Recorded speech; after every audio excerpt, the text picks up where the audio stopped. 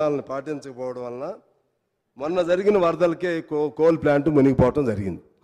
రేపు పోలవరం పూర్తయితే ఏమవుతుందనేది ఒక ఆలోచన కూడా ఉంది అధ్యక్ష. అలాగే మా జెన్కో మా కేటీపీఎస్ మా పాల్వంచికి సంబంధించి అది త్వరితగతిన పూర్తి చేసేసారు, సంతోషం. కానీ ఇప్పుడు ప్రతి సంవత్సరంలో 2 నుంచి 3 నెలలు ఏదో పేరుతో ట్రిప్ అవటమో ఇంకో పేరుతోనో ఆగిపోతూ ఉంది. దాని వల్ల చాలా నష్టం కూడా వస్తుంది. అది కూడా ఆ నష్టాన్ని కూడా మనం చూసుకోవాలి. భవిష్యత్తులో ఆ విధంగా ట్రిప్పింగ్ పేరుతోనో ఇంకో పేరుతోనో అట్లా ఫ్రీక్వెంట్గా ఆగిపోకుండా చూడవలసిన బాధ్యత ఇప్పుడున్న ప్రభుత్వానికి ఉంటుంది. అలాగే ఛత్తీస్గఢ్ విద్యుత్కి సంబంధించి సరే ఇప్పుడు ముఖ్యమంత్రి గారు కూడా దాని మీద జగదీష్ రెడ్డి గారు ఛాలెంజ్ని యాక్సెప్ట్ చేశారు. వారు కూడా మీ ద్వారా ప్రభుత్వ నిర్ణయంగా చెప్పడం జరిగింది. ఇది సరే అప్పుడున్న అవసరం తొందరగా రావాలి కావచ్చు, కానీ దాన్ని కూడా ఒక బిడ్డింగ్ లేకపోతే ఆక్షన్ లాగాను ఇంకో పద్ధతుల్లోనూ తెచ్చుకుని ఉంటే బాగుండేది. ఇప్పుడు జరిగింది ఏంటి, అక్కడికి వచ్చేసరికి దీనికి ఎట్లా వచ్చేసిందంటే ఇది క్విడ్ ప్రోకో లాగా, మీకింత మాకింత అనేది. నిజమా వట్టిదా నాకు తెలియదు, కానీ ఉన్నటువంటి అప్పుడు వార్తల నుంచి ఇప్పుడు చెప్తా ఉన్నాను. దీనివల్ల ఎక్స్ట్రా ఎంత పడుతుందంటే ₹5.50 దానికి పడుతుంది. బిడ్డింగ్ అయితే 3.5 నుంచి 4.5 రూపాయలతో వస్తుందనేది. సంవత్సరానికి 1000 కోట్ల నుంచి 2000 కోట్లు లాస్. 12 సంవత్సరాల ఒప్పందం ఇది. అంటే 12,000 కోట్లు దీని పేరుతో ఈ ఛత్తీస్గఢ్ పేరుతో విద్యుత్ నష్టం వస్తుందనేది. అలాగే ఫిక్స్డ్ ఛార్జెస్ అంటే ఇప్పుడు దానిలో మనం వాడినా వాడకపోయినా కారిడార్లు వేసి ఉంటాయి. కారిడార్ల పేరుతో 2014 నుంచి 18 వరకు ఛత్తీస్గఢ్ నుంచి ట్రాన్స్మిషన్ కాకపోవటంతో ఆ ఉన్న కారిడార్లకి ఫిక్స్డ్ ఛార్జెస్ పేరుతో మరలా మనం కట్టాల్సి వచ్చింది. అది ఒక నష్టం. ఇక యాదాద్రికి సంబంధించి సంతోషపడ్డాం. యాదాద్రి అనేది ఈ ప్రాంతానికి కూడా కవర్ అయిద్దని చెప్పి సంతోషపడ్డాం. స్టిల్ ఐఎమ్ ఫర్ దాట్, మాకేమి అభ్యంతరం లేదు, దాన్ని ఏమి వ్యతిరేకించట్లేదు. అయితే ఇది 25,000 కోట్లతో ప్రాజెక్టు మొదలెట్టారు. ఇది 2018 నాటికి పూర్తి కావాలి. ఎందుకు తేడా వచ్చింది, ఎక్కడ తేడా వచ్చింది అంటే ప్రధానంగా ఇంతకుముందు పెద్దలు కేటీఆర్ గారు కూడా చెప్పారు. అక్కడ కడపో లేకపోతే ఇంకో చోట అయితే ఆనాడు మనం తెలంగాణలో పెద్ద ఆందోళన చేశాం. ఏమైనా ఆందోళన చేశాం, ఎక్కడ కోల్ ఉంటే అక్కడ ప్లాంట్ని ఏర్పాటు చేయాలని చెప్పి. ఇప్పుడు ప్రాబ్లం ఏమొచ్చిందంటే కోల్ లేదు అక్కడ, లేకపోతే ఇతర సౌకర్యాలు లేవు.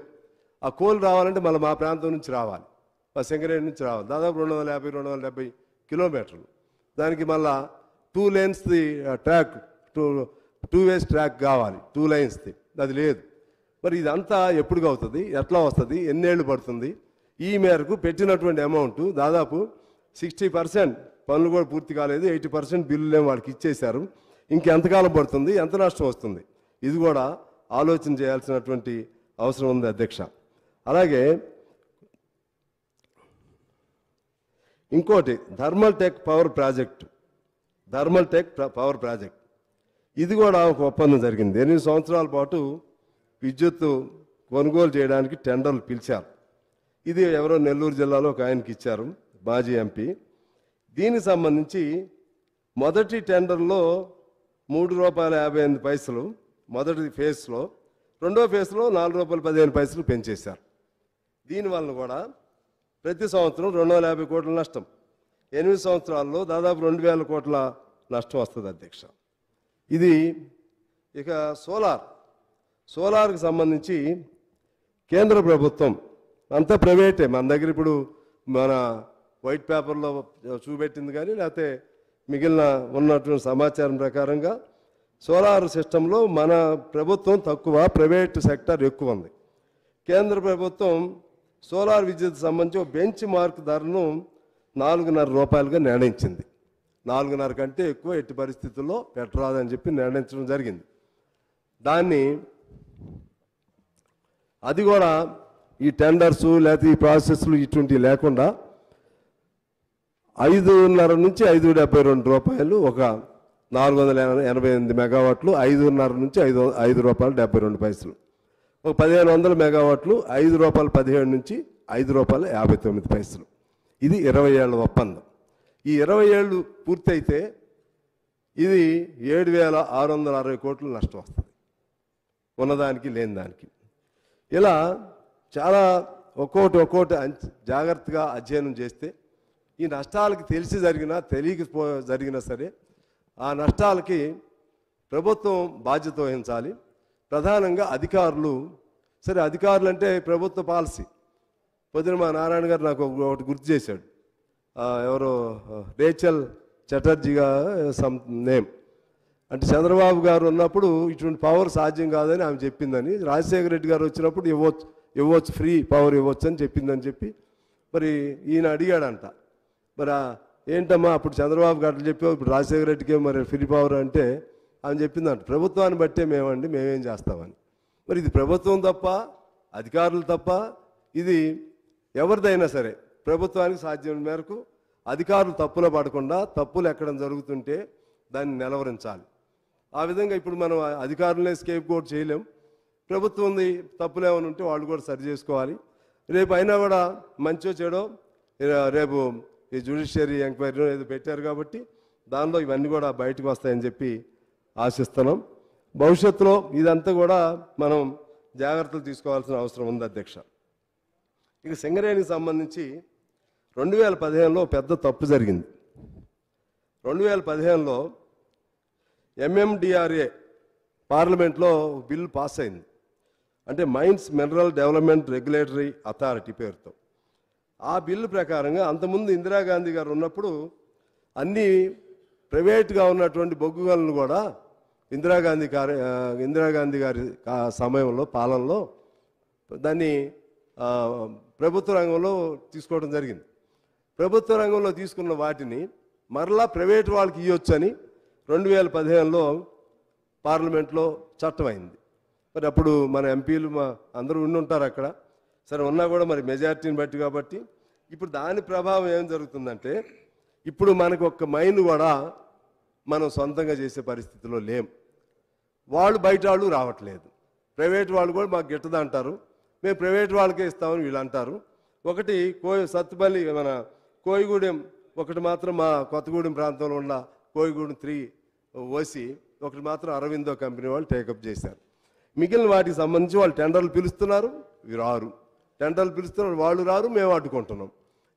దీనికి మొన్న ప్రధానమంత్రి గారు వచ్చినప్పుడు కూడా మేము ఈ అంశాలు చెప్తే వారు ఏం చెప్పారంటే మేము సింగరేణిని ఏం డిస్టర్బ్ చేయట్లేదు. అంటే అర్థం ఏంటంటే వచ్చే కొత్త మైన్స్ ఏది ఉన్నా సరే ఇది 2015 నుంచి ఉన్న సింగరేణి మైన్స్ ఉంటాయి. కొత్త మైన్స్ ఏది వచ్చినా సరే అది టెండర్సే పిలుస్తాం, ప్రైవేట్ వాళ్ళకి ఇస్తాం అని చెప్పకుండానే ఆయన చెప్పారు. అందువలన రాష్ట్ర ప్రభుత్వం ప్రధాన బాధ్యత మన మైన్స్ని, మన ఉప ముఖ్యమంత్రి గారు విద్యుత్ శాఖ మంత్రి గారు కూడా కాబట్టి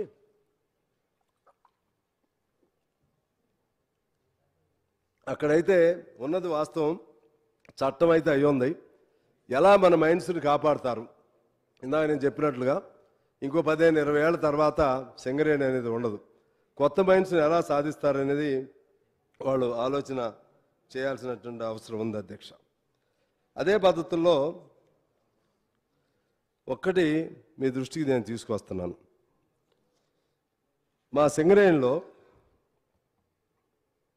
కార్మికులు ఒకనాడు 60,19,000, తెలంగాణ వచ్చినప్పుడు 60,000, ఇప్పుడు 39,000. కాంట్రాక్ట్ కార్మికులు 30,000. అంటే కేసీఆర్ గారు అప్పుడు ఖచ్చితంగా మనం కాంట్రాక్ట్ సిస్టమ్ వ్యతిరేకంగా, అవుట్సోర్సింగ్ సిస్టమ్ వ్యతిరేకంగా దెబ్బలాడదాం, కొత్త మైన్స్ తీసుకొద్దాం, 1,00,000 మంది ఉండే విధంగా ఎప్పుడు చూద్దామని చెప్పారు. కానీ ఇవాళ ఏం జరుగుతుందంటే ఒక C&MD ఒక ఆయన ఉన్నాడు మాకు అధ్యక్ష. ఆయన, ఇది నేను సీరియస్గా చెప్తున్నా, ఈ కొత్త ప్రభుత్వం అయినా పరిగణనలో తీసుకోవాలని కోరుతా ఉన్నాను. 9 ఏళ్ల నుంచి ఏ C&MD అయినా ఏ అధికారి అయినా ఉంటాడండి? ఐ థింక్ ఈ జన్కోది కూడా అంతే అనుకుంటా. జన్కోది కూడా 9 ఏళ్ల నుంచి ఎట్లా ఉంటారండి? ప్రభుత్వాలు మారిపోతాయి, అసెంబ్లీలో మా ముఖ్యమంత్రులు మారుతారు, కేంద్ర ప్రభుత్వాలు మారుతాయి, 5 ఏళ్లకి ఎన్నికలు ఒకసారి జరుగుతాయి, 9 ఏళ్ళ అంటే ప్రభుత్వం వచ్చిన దగ్గర నుంచా. దీనివలన మా సింగరేణిలో పెద్ద కుంభకోణాలు జరిగినాయి. ఇప్పుడు ఇది ఎలా విచారణ చేస్తున్నారో సింగరేణిని కూడా దీని పరిధిలోకి ప్రత్యేకంగా ఈ జ్యుడిషియల్ విచారణ పరిధిలోకి తీసుకురావాలని నేను కోరుతా ఉన్నాను. దాదాపు 50-60 వేల కోట్లు దాన్ని మిస్యూజ్ అయినాయి, పక్కకు వెళ్ళిపోయాయి. అలాగే ఇందాక వైట్ పేపర్లో ఆ పెట్టిన దానిలో నేను ఇందాక భట్టి గారిని కూడా క్లారిటీ అడిగాను. దానిలో మాకు రావాల్సినవి ఇందాక 17,000 కోట్లు ట్రాన్స్కో నుంచి రావాలి. ఆ ఫిగర్ అందులో చూపెట్టలేదు, తక్కువ చూపెట్టారు. అలాగే జెన్కో నుంచి 12,000 కోట్లు, అంటే టోటల్గా 29,000 కోట్లు రావాలి. అది కొద్దిగా ఈ మధ్య ఏదో కట్టారంటున్నారు, దాన్ని టు బీ కరెక్టెడ్. ఇక్కడ జైపూర్ నుంచి ఇందాక జైపూర్ది కూడా మన పెద్దలు మాట్లాడుతూ చెప్పారు. జైపూర్ది సింగరేణి ప్లాంట్, అది ప్రభుత్వంది కాదు. అంటే అక్కడికి వచ్చేసరికి ఈ కార్పొరేషన్లు వేరు అంటాం, మళ్ళీ వచ్చేసరికి ప్రభుత్వంగా, కొన్ని వచ్చేసరికి ప్రభుత్వంగా ఓన్ చేస్తాం. మళ్ళీ కన్వీనియంట్గా ఏది ఎట్లా కావాలో అట్లా కలుపుకుంటూ ఉంటాం. అది సింగరేణిది, జైపూర్ ప్లాంట్ అనేది సింగరేణిది. సింగరేణి 1200 మెగావాట్స్ దానికి పవర్ కెపాసిటీ ఉంది, ప్రొడక్టివిటీ కెపాసిటీ ఉంది. 4.5 సంవత్సరాల నుంచి అధ్యక్ష ₹1 కూడా ప్రభుత్వం దానికి పే చేయలేదు. ఈ పద్ధతుల్లో ఉండటం వలన సింగరేణిలో ఒకప్పుడు బాగా సిరులు నింపిన సింగరేణిని మా వాళ్ళు పాటలు పాడుతూ ఉంటారు. ఇవాళ సిరులు లేవు, ఎండిపోతున్న సింగరేణిగా అయింది, కార్మికులు లేని సింగరేణిగా అయింది. సింగరేణి అంటే బండ చాటున బండ కింద నలిగిపోతున్న కార్మికుల రక్తంతో నల్లబొగ్గు ఎర్రగా మారినటువంటి గొప్ప చరిత్ర కలిగిన సింగరేణి. మహానుభావులు శేషగిరిరావు గారు, కొమరయ్య గారు, విఠలరావు, పెద్ద వాళ్ళందరూ సింగరేణిని కాపాడటానికి ఎంతో కృషి చేస్తే ఇవాళ సింగరేణి ఇవాళ కనుమరుగయ్యే పరిస్థితి వస్తూ ఉంది. దీన్ని కొత్త ప్రభుత్వం దాన్ని ఎలా సెట్ చేయాలో దాన్ని జాగ్రత్తగా ఆలోచన చేయాలి. సింగరేణిలో పనిచేసే కార్మికులు దిగిపోయిన తర్వాత సొంత ఇల్లు లేనటువంటి దిక్కులేని పరిస్థితుల్లో ఒకనాడు దక్షిణ భారతదేశానికే వెలుగులు ఇచ్చినటువంటి సింగరేణి ఇవాళ దిగిపోయిన తర్వాత కార్మికులు సొంత ఇల్లు లేకుండా మన వాచ్మెన్ లాగానో ఇంకో చోట ఉద్యోగాలు చేసే పరిస్థితి వస్తుంది అధ్యక్ష. అందుకని కొత్త ప్రభుత్వాన్ని నేను కోరుతా ఉన్నాను. వాళ్ళకి చాలా స్థలం ఉంది సింగరేణిలో, ఎకరాల స్థలం ఉంది. పనిచేసే ప్రతి కార్మికుడు 200 గజాలు స్థలం ఇస్తే వాళ్ళే మళ్ళీ ప్రభుత్వం లోన్ ఇస్తుంది, బ్యాంకులు లోన్ ఇస్తాయి, ఇబ్బంది లేకుండా వాళ్ళు ఇళ్ళు కట్టుకుంటారని చెప్పి నేను తెలియజేస్తా ఉన్నాను.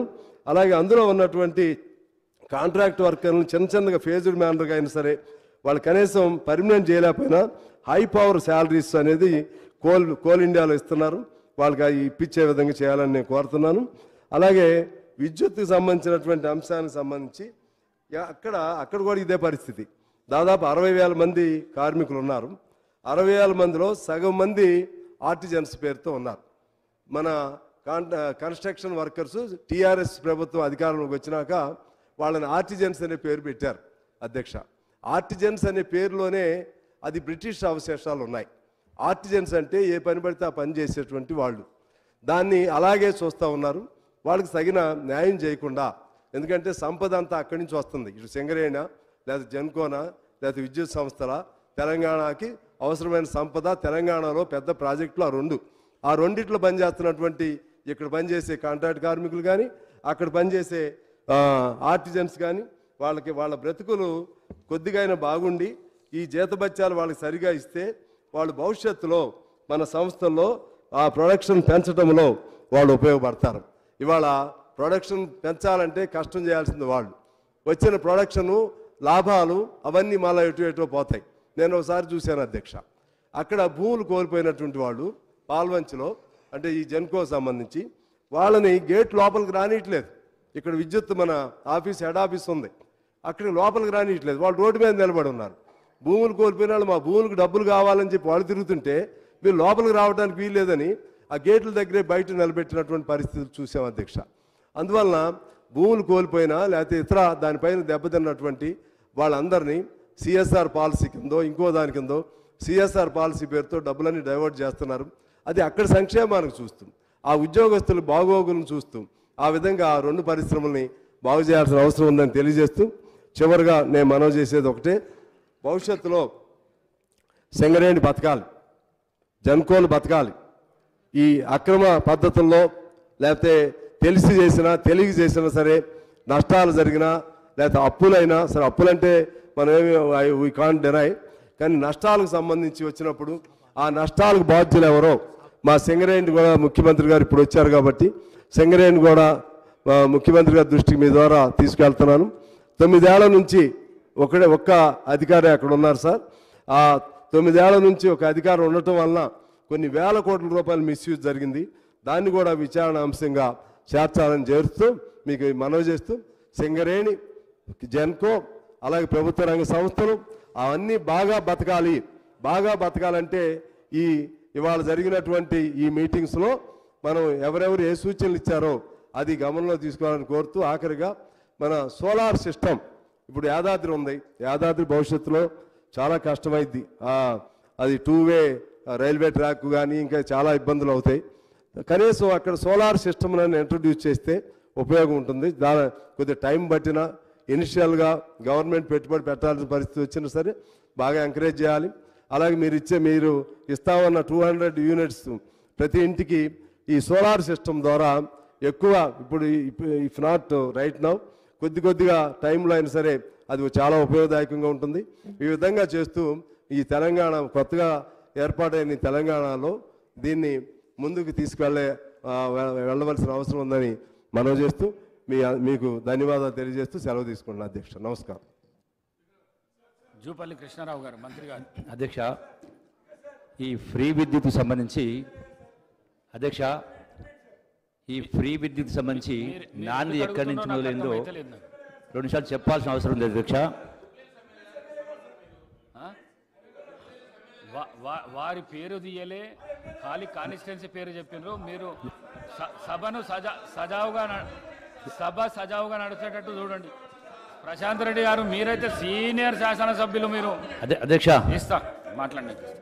అధ్యక్ష, ఈ ఫ్రీ విద్యుత్ సంబంధించి దీనికి పేటెంట్గా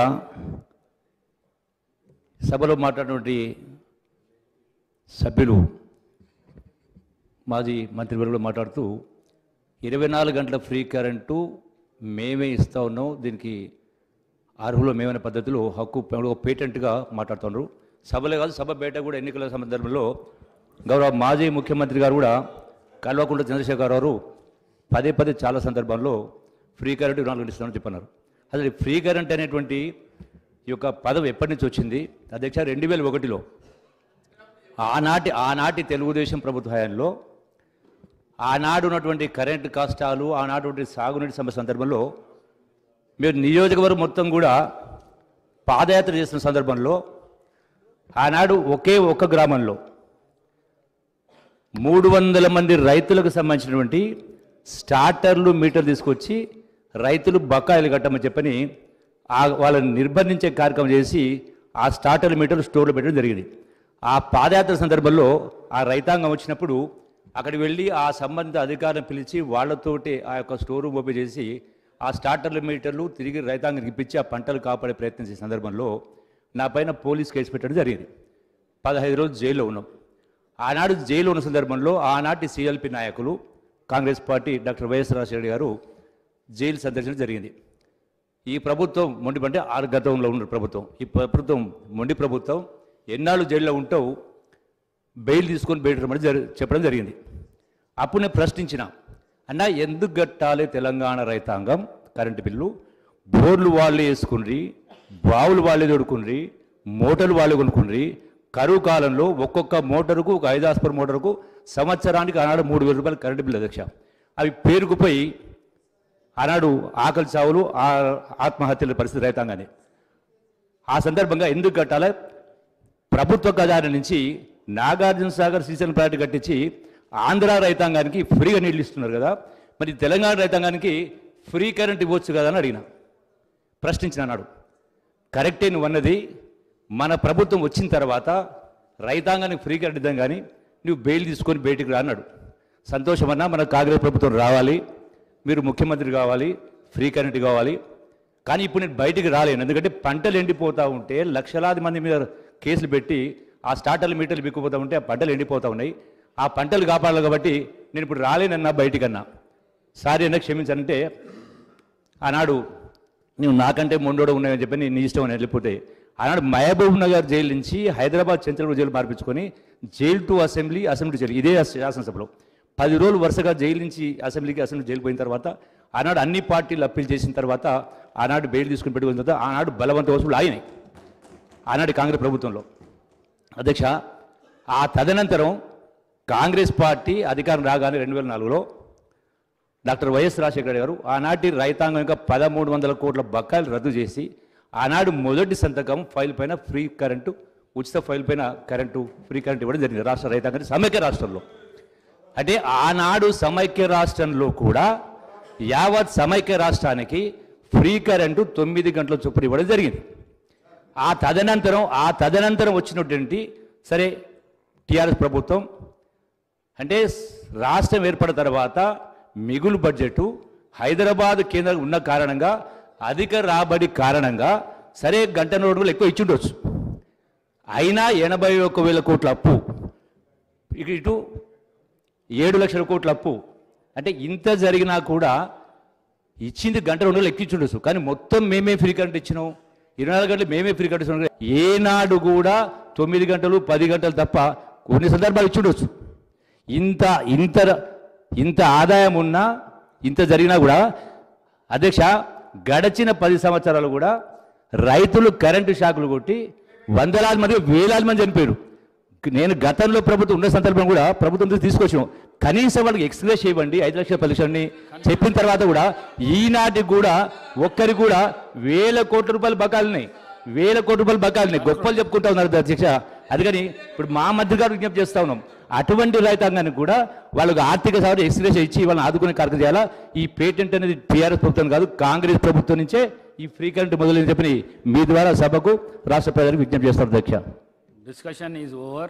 Reply to the discussion by Deputy CM Mallu Batti Vikramarka.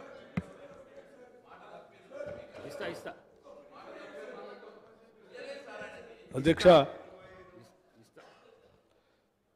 రాష్ట్రానికి అతి ముఖ్యమైనటువంటి విద్యుత్ శక్తి పైన మారినటువంటి ఈ పరిస్థితుల్లో ఒక దశాబ్ద కాలం అనేక రకాలైనటువంటి ఇబ్బందులు పడినటువంటి రాష్ట్ర ప్రజానికం ఇచ్చినటువంటి తీర్పుకు అనుగుణంగా ఈరోజు ఇందిరమ్మ ప్రభుత్వం ఏర్పడిన తర్వాత రాష్ట్రంలో ఉన్నటువంటి ఆర్థిక పరిస్థితుల గురించి నేను వివరించాం. ఈరోజు అదే స్థాయిలో అంతే ముఖ్యమైనటువంటి విద్యుత్ శక్తి గురించి కూడా ఈ సభకి, స్టేక్ హోల్డర్స్కి, రాష్ట్ర ప్రజలందరికీ కూడా వాస్తవ విషయాలు తెలియాలనేటువంటి ఆలోచనతోనే ఈ శ్వేతపత్రాన్ని కూడా ఈ సభలో పెట్టడం జరిగింది అధ్యక్ష. గౌరవ సభ్యులు చాలామంది శ్రీ జగదీశ్వర్ రెడ్డి గారు, కె రాజగోపాల్ రెడ్డి గారు, పాయల్ శంకర్ గారు, వంశీకృష్ణ గారు, రాజ్ ఠాకూర్ గారు, అక్బరుద్దీన్ ఓవైసీ గారు, కోనంనేని సాంబశివరావు గారు, మహేశ్వర్ రెడ్డి గారు, ఇతర మిత్రులు చాలామంది సుదీర్ఘంగా మాట్లాడటమే కాకుండా విలువైనటువంటి సూచనలు కూడా ఇచ్చారు అధ్యక్ష. వారు ఇచ్చినటువంటి విలువైన సూచనల్ని తప్పనిసరిగా ఈ రాష్ట్ర భవిష్యత్తు అవసరాల కోసం విద్యుత్ శక్తిని పెద్ద ఎత్తున ఉత్పత్తి చేసుకునేటువంటి క్రమంలో కానీ, పంపిణీ చేసుకునేటువంటి క్రమంలో కానీ ఉపయోగిస్తామని వారి అనుభవాన్ని తప్పనిసరిగా పరిగణలో తీసుకుంటామని ఈ సభలో మీ ద్వారా తెలియజేస్తా ఉన్నాం అధ్యక్ష. అయితే కొన్ని విషయాలు ఈ శ్వేతపత్రంలో పెట్టినటువంటి అంశాలు మాట్లాడిన తర్వాత కూడా ఇంకా కొన్ని అంశాలు వారు లేవనెత్తారు. ప్రధాన ప్రతిపక్ష పార్టీకి సంబంధించిన మిత్రులు మాట్లాడేటప్పుడు కొన్ని అంశాలు లేవనెత్తి మొత్తం మేమే చేసాము, మొత్తం మా వల్లనే జరిగింది, మీరు వచ్చిన తర్వాత ఏమీ చేయలేదు, మీతో ఏది కాదు, గత ప్రభుత్వాలు ఏం చేయలేదు, ఇవాళ జరిగేదంతా మేమే అని చెప్పే ప్రయత్నం కూడా చేశారు అధ్యక్ష. నేను కాదంటలేదు, కానీ వాస్తవ విషయాల్ని మీరు చేశారా, మేము చేశామా, గత పాలకులు చేశారా, అన్నీ కూడా లెక్కలు డేట్లతో సహా ఉన్నాయి అధ్యక్ష. ఏ దాస్తే దాగేవి కాదు, అది జేబులో పెట్టుకొని పోయేవి కూడా కాదు. అన్ని పెద్ద పెద్దన వందల వేల ఎకరాల్లో కళ్ళకు కనిపించేటువంటి ప్రాజెక్టులు అవన్నీ. అవి ఎప్పుడు కట్టారు, ఏ డేట్ని వేసారు, ఎవరు మొదలు పెట్టారు, అన్ని చరిత్ర ఉంటాయి అధ్యక్ష. కాకపోతే 10 సంవత్సరాలు మమ్మల్ని అవతలు కూర్చోబెట్టి చేతులు కట్టేసి వాళ్ళు చెప్పేదంతా వినేటట్టుగా చేశారు. కాబట్టి ఆ వాస్తవ విషయాలు ఎన్నిసార్లు చెప్పాలని ప్రయత్నం చేసినా బయటికి రానియకుండా ఇక్కడ కూర్చొని వాళ్ళు ఏదో ఈ రాష్ట్ర ప్రజల్ని ఒక రకమైనటువంటి సమాచారం ఇచ్చి ఒక భ్రమంలో ఉంచారు. కానీ ఈ రోజులు స్వాతంత్రం వచ్చినటువంటి తెలంగాణ రాష్ట్రంలో వాస్తవ విషయాలన్నీ స్పష్టంగా మీ ద్వారా ఈ సభకి రాష్ట్రానికి కూడా తెలియాలనేటువంటి ఆలోచనతో కొన్ని విషయాలు మాత్రం, మరీ ఎక్కువ లోతులు పోకుండా కొన్ని విషయాలు మాత్రం ఈ సభ దృష్టికి తీసుకొని రాదలుచుకున్నాను అధ్యక్ష. పవర్ అనేది, విద్యుత్ శక్తి అనేది ఒక్క రోజులో తయారు చేసేది కాదు. అధికారంలోకి వచ్చిన మొదటి సంవత్సరంలో కూడా తయారు చేసేది కాదు, 2 సంవత్సరాలు కూడా తయారు చేసేది కాదు. దానికి ఒక ప్రణాళిక, దాని తర్వాత దాన్ని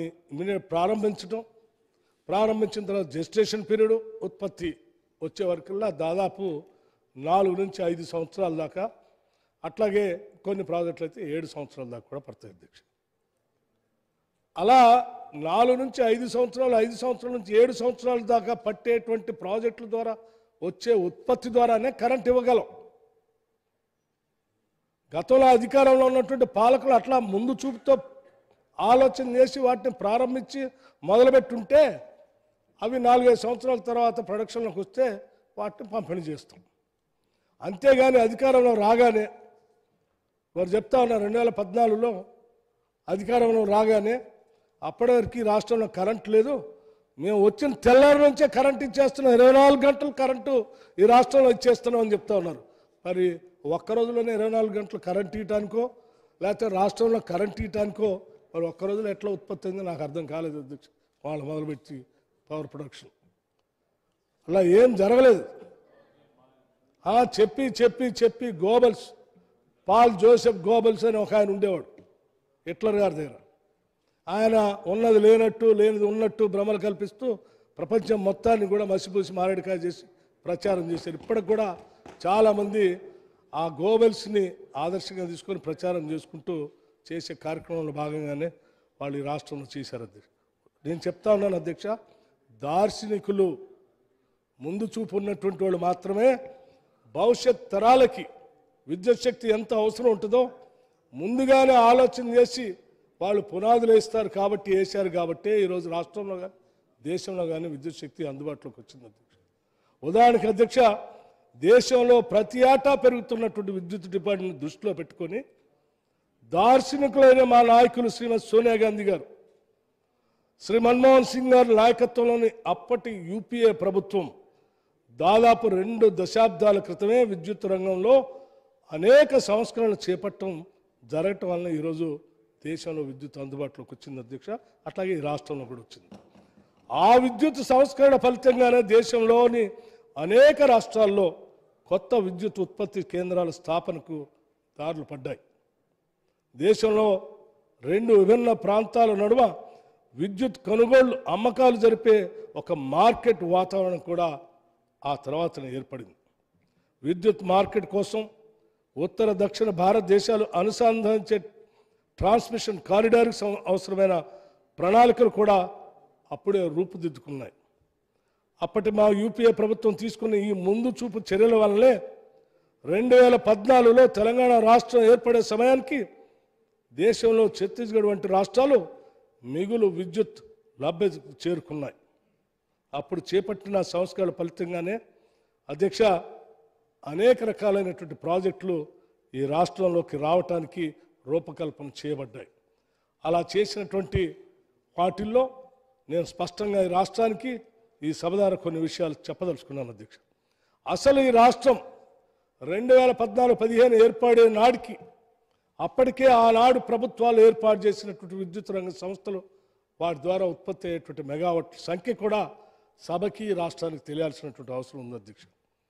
తెలంగాణ రాష్ట్ర ఆవిర్భావం నాటికి విద్యుత్ ఉత్పత్తి పరిస్థితులు ఏమిటో, తెలంగాణ ఏర్పడిన తర్వాత విద్యుత్ రంగంలో పరిస్థితి ఏమిటో వివరించే ప్రయత్నం కొద్దిగా మీ ద్వారా సభ దృష్టికి తీసుకుని వస్తాను అధ్యక్ష. రాష్ట్రం ఏర్పడే నాటికి దాదాపు 5,661 మెగావాట్లు ఉన్న డిమాండ్ రమారమి 3 రెట్లు పెరిగి 2023 నాటికి 15,500 మెగావాట్లకు చేరింది అధ్యక్ష. ఇలా చేరిన డిమాండ్కి ఉత్పత్తికి మధ్య రేషియో చూసుకుంటే ఆ డిమాండ్కి ఎవరు ఉత్పత్తిని తీసుకొచ్చి అనుసంధానం చేశారో కూడా వాస్తవ విషయాలు రాష్ట్రానికి తెలియాలి అధ్యక్ష. 2014 ముందు తెలంగాణలో ఏర్పాటైనటువంటి విద్యుత్ ఉత్పత్తి కేంద్రాలు ఆల్రెడీ కేంద్రాలు పెట్టి విద్యుత్తును ఉత్పత్తి చేస్తున్నటువంటి ఎన్ని కేంద్రాలు ఉన్నాయో కూడా ఈ రాష్ట్రానికి తెలియాలి. జెన్కో థర్మల్ అధ్యక్ష 2,282 మెగావాట్లు, Kothagudem 500 megawatt, Kothagudem 6th stage 500 మెగావాట్లు, రామగుండం 62.5 మెగావాట్స్, కాకతీయ కేటీపీపీ 500 మెగావాట్లు. అట్లాగే అధ్యక్ష జెన్కో హైడల్ 2,080 మెగావాట్లు, నిజాం సాగర్ 10 మెగావాట్లు, నాగార్జున సాగర్ 815.6 మెగావాట్లు, శ్రీశైలం 900 మెగావాట్లు, నాగార్జున సాగర్ లెఫ్ట్ కెనాల్ 60 మెగావాట్లు, పోచంపాడు 36 మెగావాట్లు, సింగూరు 15 మెగావాట్లు, కాకతీయ కెనాల్ 9.16 మెగావాట్లు, చివరికి పాలేరు లాంటి చిన్న కాలువ దగ్గర కూడా 2 మెగావాట్లు పూర్తి చేసి అప్పటికే ఈ రాష్ట్రం ఏర్పడే నాటికే ఉత్పత్తి సాధించినటువంటి పరిస్థితులు ఉన్నాయి అధ్యక్ష. అట్లాగే కేంద్ర విద్యుత్ సంస్థల నుండి మనకు వచ్చిన వాటా 1,873 మెగావాట్లు ఎన్టీపీసీ నైవేల్ నుంచి, పునరుత్పాదక కేంద్రాల నుండి 236 మెగావాట్లు, బయోమాస్ నుంచి 51 మెగావాట్లు, బయోగ్యాస్ నుంచి 74 మెగావాట్లు, మినీ హైడల్ 11.16 మెగావాట్లు, మున్సిపల్ సాలిడ్ వేస్ట్ నుంచి 6.6 మెగావాట్లు, ఇండస్ట్రియల్ వేస్ట్ నుంచి 11 మెగావాట్లు, సోలార్ నుంచి 8.75 మెగావాట్లు, గ్యాస్ ఆధారిత కేంద్రాల నుంచి 926 మెగావాట్లు. రాష్ట్రం ఏర్పడే నాటికే అందుబాటులో ఉన్నది 7,778 మెగావాట్లు. అధ్యక్ష, ఇది రాష్ట్రం ఏర్పడే నాటికి ఈ రాష్ట్రంలో అప్పటికే ఆనాటి పాలకులు ఇక్కడ ఈ ప్రాజెక్టులు పెట్టి ఉత్పత్తి చేసుకొచ్చి రాష్ట్రానికి పవర్ని అందించినటువంటి పరిస్థితి. అట్లాగే అధ్యక్ష 2014 ముందు వాటితో పాటు దార్శనికులు ఆనాటి పాలకులు ఆనాటి కేంద్రంలో ఉన్నటువంటి నాయకత్వ ఆలోచనల్ని ముందు చూపుతూ వాళ్ళు చెప్పిన సూచనలు తీసుకొని ఈ రాష్ట్రానికి పవర్ అవసరం అని చెప్పి ముందుగానే ప్రణాళికలు తయారు చేసి ఈ రాష్ట్రంలో ప్రారంభించినటువంటి ప్రాజెక్టుల అధ్యక్ష.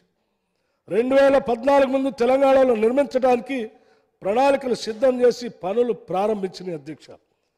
కొత్తగూడెం థర్మల్ పవర్ కేంద్రం 7th స్టేజ్ 800 మెగావాట్లు, కాకతీయ థర్మల్ పవర్ 2వ దశ 600 మెగావాట్లు, సింగరేణి జైపూర్ కేంద్రం 1200 మెగావాట్లు, లోయర్ జోరా హైడల్ కేంద్రం 240 మెగావాట్లు, పులిచింతల హైడల్ కేంద్రం 120 మెగావాట్లు. రాష్ట్రం ఏర్పడే నాటికి పనులు పురోగతిలో ఉన్నటువంటి ఈ కేంద్రాల ద్వారా ఈ రాష్ట్రానికి విద్యుత్తు అందించడం కోసం 2,960 మెగావాట్లని ప్లాన్ చేసి వాటిని ప్రారంభించడం, పనులు ముందు కార్యక్రమం చేసింది అధ్యక్ష. అట్లాగే అధ్యక్ష వీటితో పాటు రాష్ట్ర విభజన సందర్భంగా బైఫర్కేషన్ యాక్ట్లో తెలంగాణ ప్రజలకు న్యాయం జరగాలనేటువంటి ఆలోచనతో ఆనాటి యూపీఏ చైర్పర్సన్ గారు ప్రత్యేకంగా దృష్టి సారించి ఈ రాష్ట్రానికి కొన్ని వెసులుబాటు కల్పించారు. వాటి ద్వారా ఈ రాష్ట్రానికి వచ్చినటువంటి రాష్ట్ర విభజన చట్టం వల్ల అదనంగా ఆంధ్ర నుంచి 1,800 మెగావాట్లు బైఫర్కేషన్ యాక్ట్ ద్వారా అధ్యక్ష.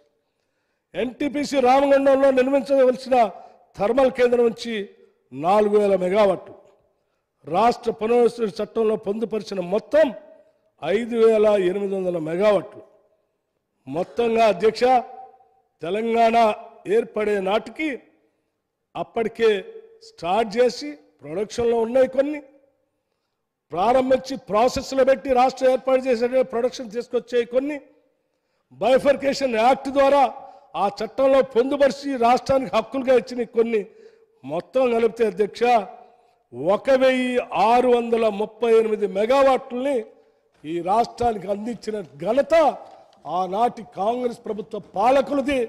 కేంద్రంలో పాలించిన సోనియా గాంధీ గారు, మన్మోహన్ సింగ్ గారు దార్శనికతతో ఈరోజు ఈ రాష్ట్రానికి ఇంత పవర్ని ముందు చూపుతో ఏర్పాటు చేసి పెట్టారు అధ్యక్ష.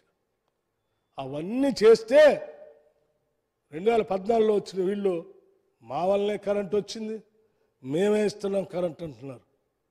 ఇదే నేను ముందే చెప్పాను, ఒక్క రోజులో అయ్యేది కాదు ఇది. వాళ్ళందరూ ముందు చూపుతో చేసి మనకి ఇవ్వబట్టి ఇంత పవర్ వచ్చింది అధ్యక్ష. నేను ఆ విషయం కూడా చెప్తాను. రాష్ట్రం ఏర్పడే నాటికి ఉన్న డిమాండ్ 5661 మెగావాట్ల డిమాండ్ దృష్టిలో పెట్టుకొని ముందు చూపు ఉన్నటువంటి నాయకులు ఏ రకంగా ప్రణాళిక తయారు చేస్తారో కూడా వాళ్ళు ఈ రాష్ట్రానికి అందించినటువంటి ప్రాజెక్టుల ద్వారా ఇచ్చేటువంటి మెగావాట్ల యొక్క శక్తి సామర్థ్యం దాన్ని బట్టి మనకు అర్థమవుతుంది. 5661 మెగావాట్ల డిమాండ్ ఉంటే 1638 మెగావాట్ల విద్యుత్ కెపాసిటీ కలిసినటువంటి రంగాన్ని సిద్ధం చేసి దాదాపు 2.7% రెట్లు ఇక్కడ ఉన్న డిమాండ్ కంటే ప్లాన్ చేసి ప్రొడక్షన్ కోసం ఈ రాష్ట్రానికి పవర్ ప్రాజెక్టులు ఇచ్చారు అధ్యక్ష. అది దార్శనికత అంటే, అది ముందు చూపు అంటే, అది భవిష్యత్ తరాల కోసం పాలకులు ఆలోచన చేయవలసింది. మరి మీరేం చేశారు అధ్యక్ష? తెలంగాణ కోసం కొట్లాడినాం, మా వాళ్ళందరూ బతుకు కోసం కరెంట్ ఇవ్వాలా, మేమే ఇస్తాం, మా ద్వారానే వచ్చిందా? మరి మీరేం ప్రొడక్షన్ చేశారు చెప్పండి? ఉన్న డిమాండ్కి మేము 2.7% ముందే ప్రణాళిక తయారు చేసి పవర్ అందించేటట్టుగా మేము చేసాము. మీరేం చేశారు అధ్యక్ష? 2023 15 మెగావాట్ల పైన నమోదైన డిమాండ్ కోసం గత బీఆర్ఎస్ ప్రభుత్వం దాదాపు 38,000 మెగావాట్లు విద్యుత్ ఉత్పత్తి కేంద్రాలకి ప్రణాళిక చేసి ఉంటే మేము ప్లాన్ చేసిన దానికి సమానంగా ఉండేది. 2.7% అదనంగా ఉన్న డిమాండ్కి మేము ప్లాన్ చేసి ఈ రాష్ట్రానికి విద్యుత్ కేంద్రాలు మేము అందించాం. మీరు ఇప్పుడున్నటువంటి డిమాండ్కి సరిపోయే విధంగా ఉన్న ప్లాన్ చేశారా? 15,000 మెగావాట్ల డిమాండ్ ఉందని చెప్తున్నారు. మరి దానికి మాలాగనే మీకు కూడా దార్శనికత ఉన్నా, ముందు చూపు ఉన్నా, అంకిత భావం ఉన్నా, ఈ రాష్ట్రానికి పవర్ ఇవ్వాలనే ఆలోచన ఉన్నా మీరు కూడా ఆ స్థాయిలో ప్లాన్ చేస్తే ఇప్పటికే రాష్ట్రంలో 38,000 మెగావాట్లకి మీరు ప్లాన్ చేసి ఉండాలి. కానీ మీరు చేసింది ఎంత? మొత్తం తిప్పి కొడితే మీరు అధికారంలోకి వచ్చిన తర్వాత మొదలుపెట్టింది 2 ప్రాజెక్టుల అధ్యక్ష. ఒకటి యాదాద్రి, 2 భద్రాద్రి. ఈ 2 ఏమో మొత్తం ఏమో వచ్చిన తర్వాత కరెంట్ ఇస్తున్నాం, మా వల్లనే రాష్ట్రానికి కరెంట్ వచ్చిందంటే ఏముంది? యాదాద్రి ఇంతవరకు ప్రొడక్షన్లోకే రాకపోయా, ఇంతవరకు ప్రొడక్షన్లో లేదు కదా. కట్ట భద్రాద్రి కడితేనేమో అది పరికరాన్ని సబ్ క్రిటికల్ టెక్నాలజీ తీసుకొచ్చి ఆడబెడుతుంది. అది ఆయన కొద్దిగా భారమా అధ్యక్ష? పాప అమాయకులైన గిరిజనులు ఉండే ప్రాంతం. 2017 కల్లానే ఈ దేశంలో అప్పటికే ఉన్నటువంటి పాత ప్రాజెక్టులు ఏదైనా సబ్ క్రిటికల్ టెక్నాలజీ ఏమన్నా టర్బైన్స్ టెక్నాలజీ వాడి ఉంటే వాటిని రిప్లేస్ చేసుకోవాలని కేంద్ర ప్రభుత్వం మన్మోహన్ సింగ్ గారి నాయకత్వంలో ఆల్రెడీ చెప్పడం జరిగింది. అరే ఉన్న పాత వాటినే రిప్లేస్ చేయాలని చెప్తా ఉంటే కొత్తగా మొదలుపెట్టే ప్రాజెక్టులో కూడాను మీరు సబ్ క్రిటికల్ టెక్నాలజీ తీసుకొచ్చి మీరు ఆడ పెడుతుంది. దానివల్ల ఎంత భారం అధ్యక్ష? రా మెటీరియల్ విపరీతంగా ఎక్కువగా వాడకం పెరిగి దానివల్ల దాని లైఫ్ ఉన్న 30 సంవత్సరాలు ఈ రాష్ట్రం మీద భారం పడాల్సింది. దాదాపు సంవత్సరాలు 200 నుంచి 300 కోట్లు అదనంగా భారం పడుతుందని చెప్తున్నారు. ఒకవేళ 30 సంవత్సరాలు దాని లైఫ్ ఉంటే 300 లెక్క సంవత్సరానికి అధ్యక్ష 30 సంవత్సరాలు ఎంత భారం పడుతుందో మీరే ఆలోచన చేయండి. ఇది వీరు చేసింది. దానికి తోడు పొల్యూషన్ అధ్యక్ష, నోరు లేని, చెప్పుకోలేటానికి వాయిస్ లేని అమాయకులైనటువంటి గిరిజనులు ఉన్నటువంటి ప్రాంతంలో వద్దని నెత్తి నోరు కొట్టుకొని అరిశాం, చెప్పాం, ఒక్కడు పట్టించుకోలేదు. సరే మీ అవసరాలు ఏంటో ముఖ్యమంత్రి గారు ఇందాక చెప్పారు, దేనికోసం చేశారో, ఎవరి కోసం చేశారో, దాంట్లో ఏం మతలబు ఉందో అంతా స్పష్టంగా ఇందాకనే లెక్కలతో సహా సభకిచ్చారు. సరే దానికి సంబంధించి ఎంక్వైరీ కూడా వేస్తా అన్నారు, మీరే అడిగారు, ఆ జ్యుడిషియల్ ఎంక్వైరీ కూడా వేస్తా ఉన్నారు, దాని సంబంధి కూడా బయటకు వస్తుంది అధ్యక్ష. అదేమో 1080 మెగావాట్ల అధ్యక్ష. ఇక ఈ యాదాద్రి పోనీ అది ఇలా చెప్పారు ముఖ్యమంత్రి గారు కూడా, చాలా అర్జెంటుగా ఉంది పవర్ తేవటానికి, 2 సంవత్సరాలు అయిపోవాలా, లేకపోతే కష్టం అని చెప్పేసి ఈ రాష్ట్రంలో ఉన్నటువంటి ఎమోషనల్ డిమాండ్ మీరు ఆ రకంగా వాడుకొని మొత్తం రాష్ట్రం మీద ఆ రకమైన భారం ఇస్తారు. పోనీ 2 సంవత్సరాల్లో పూర్తి చేశారా అంటే 2 సంవత్సరాలు అంటే 2 సంవత్సరాలు కాదు, అది దాదాపు 7 సంవత్సరాలు 8 సంవత్సరాలు పట్టింది అధ్యక్ష. ఇవాళ దాని తర్వాత యాదాద్రి అధ్యక్ష, యాదాద్రికి సంబంధించి చాలా సందర్భాల్లో నేనే కాదు సభలో ఉన్న మిత్రులు కూడా ఇప్పుడే మాట్లాడారు. ఏం మాట్లాడారు? ఇక్కడ బొగ్గు లేదు, ఇక్కడ తీసుకొచ్చి పెడితే దాదాపు 240 కిలోమీటర్ల పైన బొగ్గు సరఫరా చేయాలి, దానికి రైల్వే ట్రాక్ వేసుకోవాలా, దాని మీద అదనంగా భారం, ఏదో బొగ్గు దొరికే దగ్గర పెడితే ఈజీగా పవర్ ప్రొడక్షన్ చేసి తక్కువ ఖర్చుతో చేసుకోవచ్చని అనుకున్నాం. ఏం చేశారు అధ్యక్ష? సరే గతంలో ఉమ్మడి రాష్ట్రం ఉన్నప్పుడు సరే ఇక్కడ బొగ్గు లేని దగ్గర, ఆడ బొగ్గు లేని దగ్గర ఇక్కడ బొగ్గు ఉన్నోడు దిగపోయి ఆడ పెట్టుకుంటున్నారు కాబట్టి వద్దనంటారు. మరి ఇప్పుడు నల్గొండ తెలంగాణలో దిగ, బొగ్గు దొరికే సత్తుపల్లి తెలంగాణలో దిగ, బొగ్గు దొరికే కొత్తగూడెం తెలంగాణలో దిగ, బొగ్గు దొరికే రామగుండం కూడా తెలంగాణలో దిగ కదా. అయ్యా వేరే ప్రాంతాలు కాదు కదా, ఆడ పెట్టుకోవచ్చు కదా. చాలా తక్కువ ఖర్చుతో ఎక్కువ ప్రొడక్షన్ తేయడానికి అవకాశం ఉన్నటువంటి 4000 మెగావాట్లు అని చెప్తుంది, తీసుకొచ్చి ఆడ పెడుతుంది. పెట్టి ఏమైనా పూర్తి చేశారా? లేదు కదా. ఆ పూర్తి చేయడానికి కూడా ఎంత మీరు ఖర్చు పెట్టి ఆడ భద్రాద్రికి వచ్చేమో పెట్టుబడి ఖర్చు మెగావాటు 6.75 కోట్లుంటే మీ లేట్ చేయటం వల్ల, ఆలస్యం చేయటం వల్ల 5.74 కోట్లకి ఆడ పెరిగింది. అంటే దాదాపు 40% పెరిగింది. ఏదో అంటారు, సరే మీరేమన్నా తొందర చేద్దామని మిగతా అన్ని సబ్ క్రిటికల్ వాడినా, సూపర్ క్రిటికల్ పక్కన పెట్టి ఏమైనా చేసినా, మరి అదేనా కంప్లీట్ చేసి 2 సంవత్సరాలు చేశారంటే అది చేయపోగా ఇంకా అదనంగా భారం పడి అటు ఇటు కాకుండా అయిపోయింది.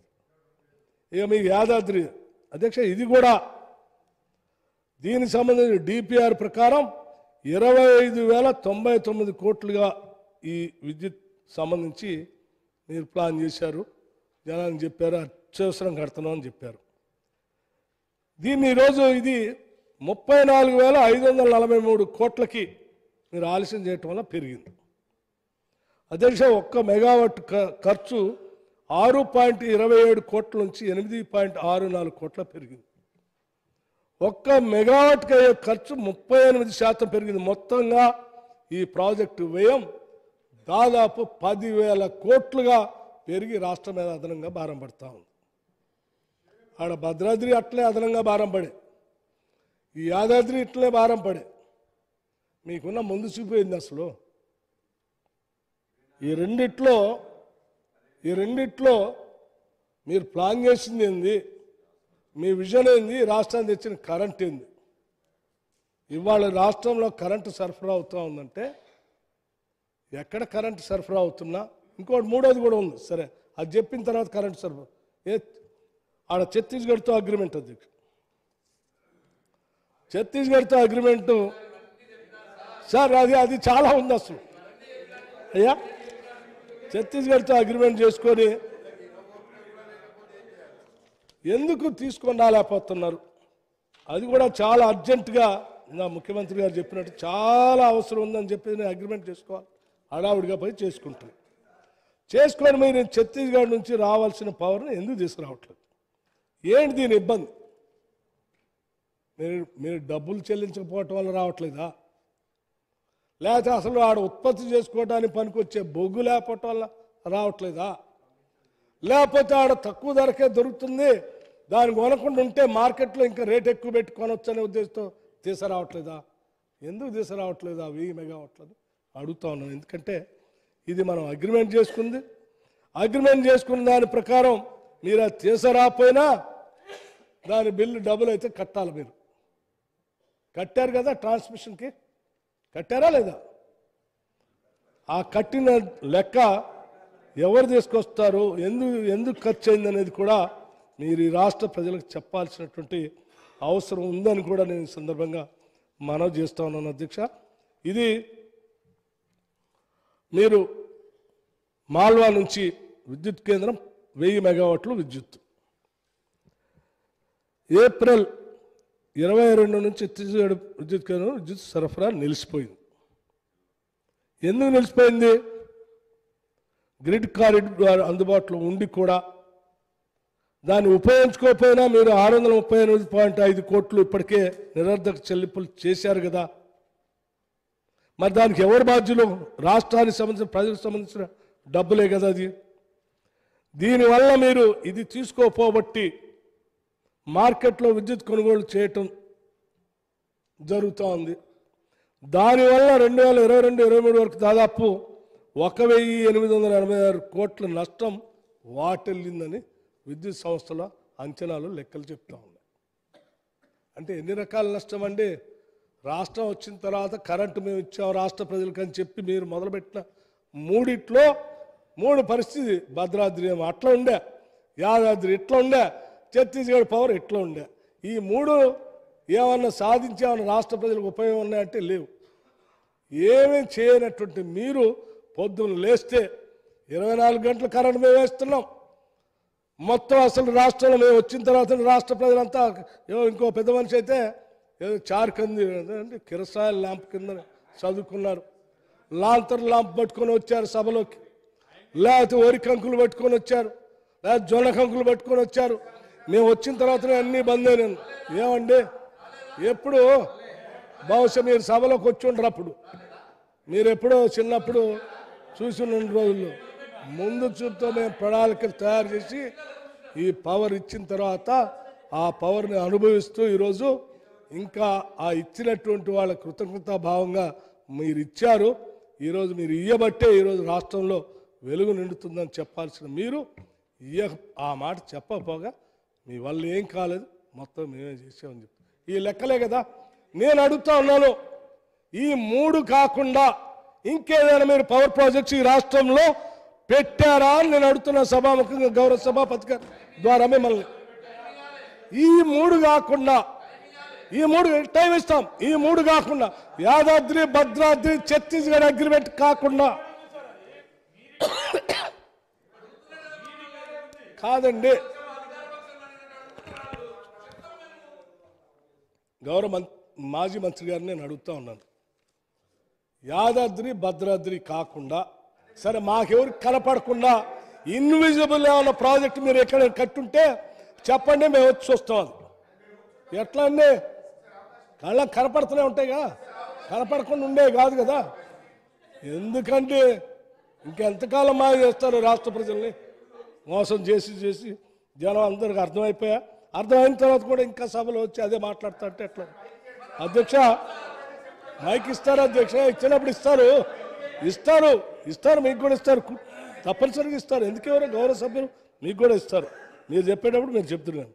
అధ్యక్ష ఇక విద్యుత్ రంగం మరి ఇక ఈయన చేసింది ఏమి ఈ పక్కన ఉన్నాయి అధ్యక్ష.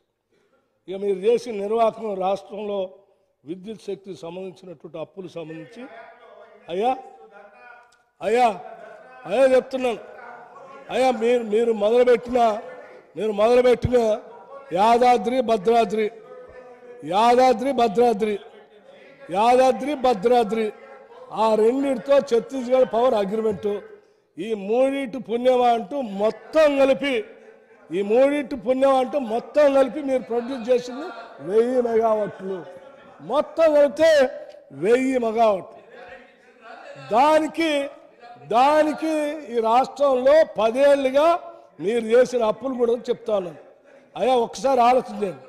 ఏమంటే మీ చర్యల వల్ల ఈరోజు విద్యుత్ రంగంలో ఉన్నటువంటి సంస్థలన్నీ 81,560 కోట్ల అప్పులు పాలైపోయినాయి అధ్యక్ష. ఏమంటే పట్టుమని ప్రాజెక్ట్ కట్టరైతే అప్పులు చూస్తే మాత్రం ఇంత పెద్ద ఎత్తున చేస్తుంది. అధ్యక్ష ఇది ఎక్కడ అన్యాము? ఎవడైనా ప్రాజెక్టులు కట్టి కరెంటు తీసుకొచ్చి ఇగో దానికోసం అప్పు చేసాం, ఈ కరెంటు తెచ్చాం, జనంకి ఇచ్చామని చెప్తారు. ఏం ఉండవు అధ్యక్ష, కానీ అప్పులు మాత్రం అయిపోతాయి. 86,560 కోట్లు. మరి ఇదేనా? మరి ఇంతటితోనైనా గుండె బయలుపోతుంది అధ్యక్ష ఈ అప్పులు చూస్తూ ఉంటే. నేను ఒక మంత్రి గారు నా మాట్లాడుతూ ఎవరికి లేవు అధ్యక్ష అప్పులు, సభలో ఉన్నవాళ్ళు అందరికీ ఉన్నాయని చెప్పిండు.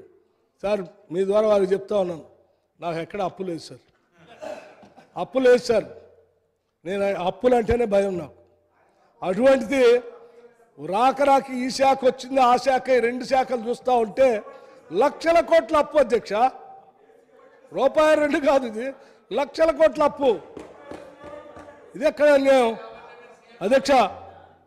మీ చర్యల వల్ల 81,560 కోట్లు. అది ఇవి కాకుండా పోనీ ఏమన్నా మీరు ప్రభుత్వం ద్వారా కరెంట్కి ఇచ్చి డిస్కౌంట్ బాగు చేశారా అంటే వాళ్ళకి మీరు చెల్లించాల్సిన బకాయిలు 32,497 కోట్లు.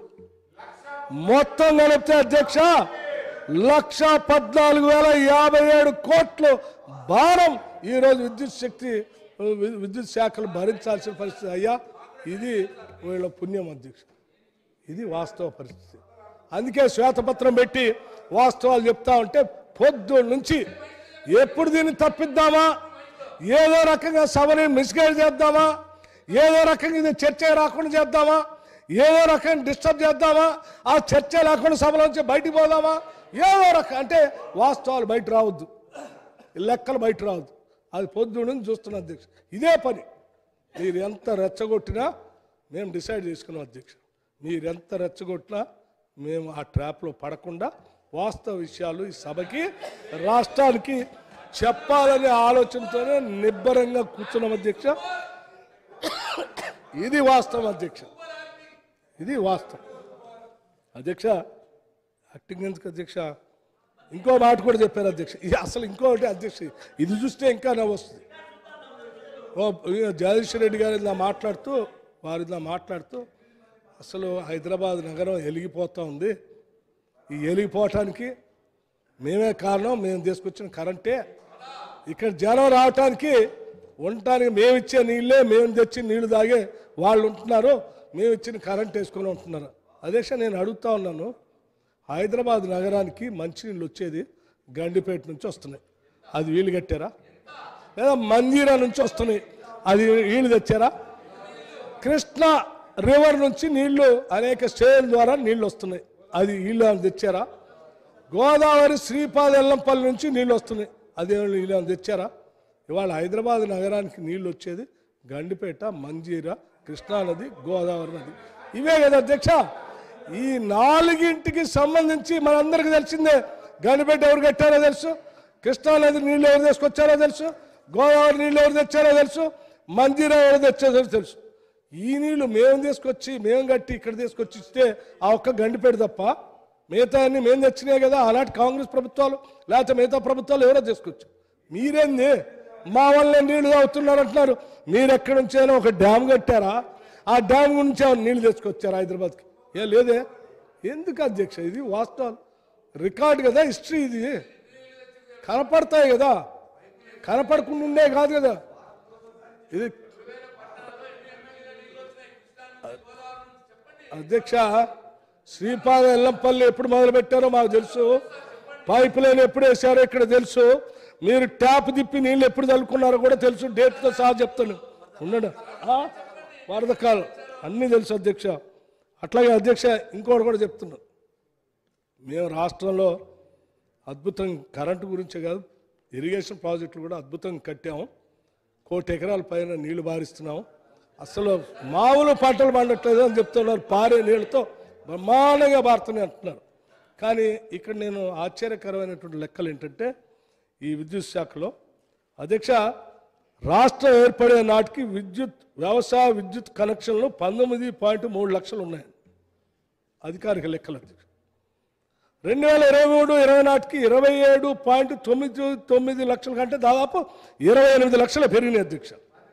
అంటే 19 లక్షల నుంచి 28 లక్షలు అంటే దాదాపు 9 లక్షలు కొత్త పంపులు పెరిగి. అంతేనా? దాదాపు 10 లక్షలు కొత్త బోర్లు పెరిగినాయి. అరే మరి ప్రాజెక్టు నుంచి కాలువల ద్వారా నీళ్లు బ్రహ్మాండంగా మారుతుంటే ఎవడైనా మళ్ళీ కొత్త బోర్ వేసుకుంటాడా? ఏమన్నా కాదు అధ్యక్ష. కొత్త ప్రాజెక్టు కట్టి ఆ ప్రాజెక్టు ద్వారా కాలువల ద్వారా బ్రహ్మాండంగా మీద తిప్పగలం, అదేంటి లాకులు ఎత్తగలం నీళ్లు మారుతూ ఉంటే మళ్ళీ బోర్ వేసుకొని 1,57,000 కోట్లు పెట్టి ఇరిగేషన్ ప్రాజెక్టులు కట్టాం. ఆ బ్రహ్మాండంగా పంటలు పండుతున్నాయి, ఆ నీళ్లు విపరీతంగా పారుతున్నాయి అని చెప్పి మరి మళ్ళీ 10 లక్షల బోర్లు ఎందుకు వేశారు అధ్యక్ష?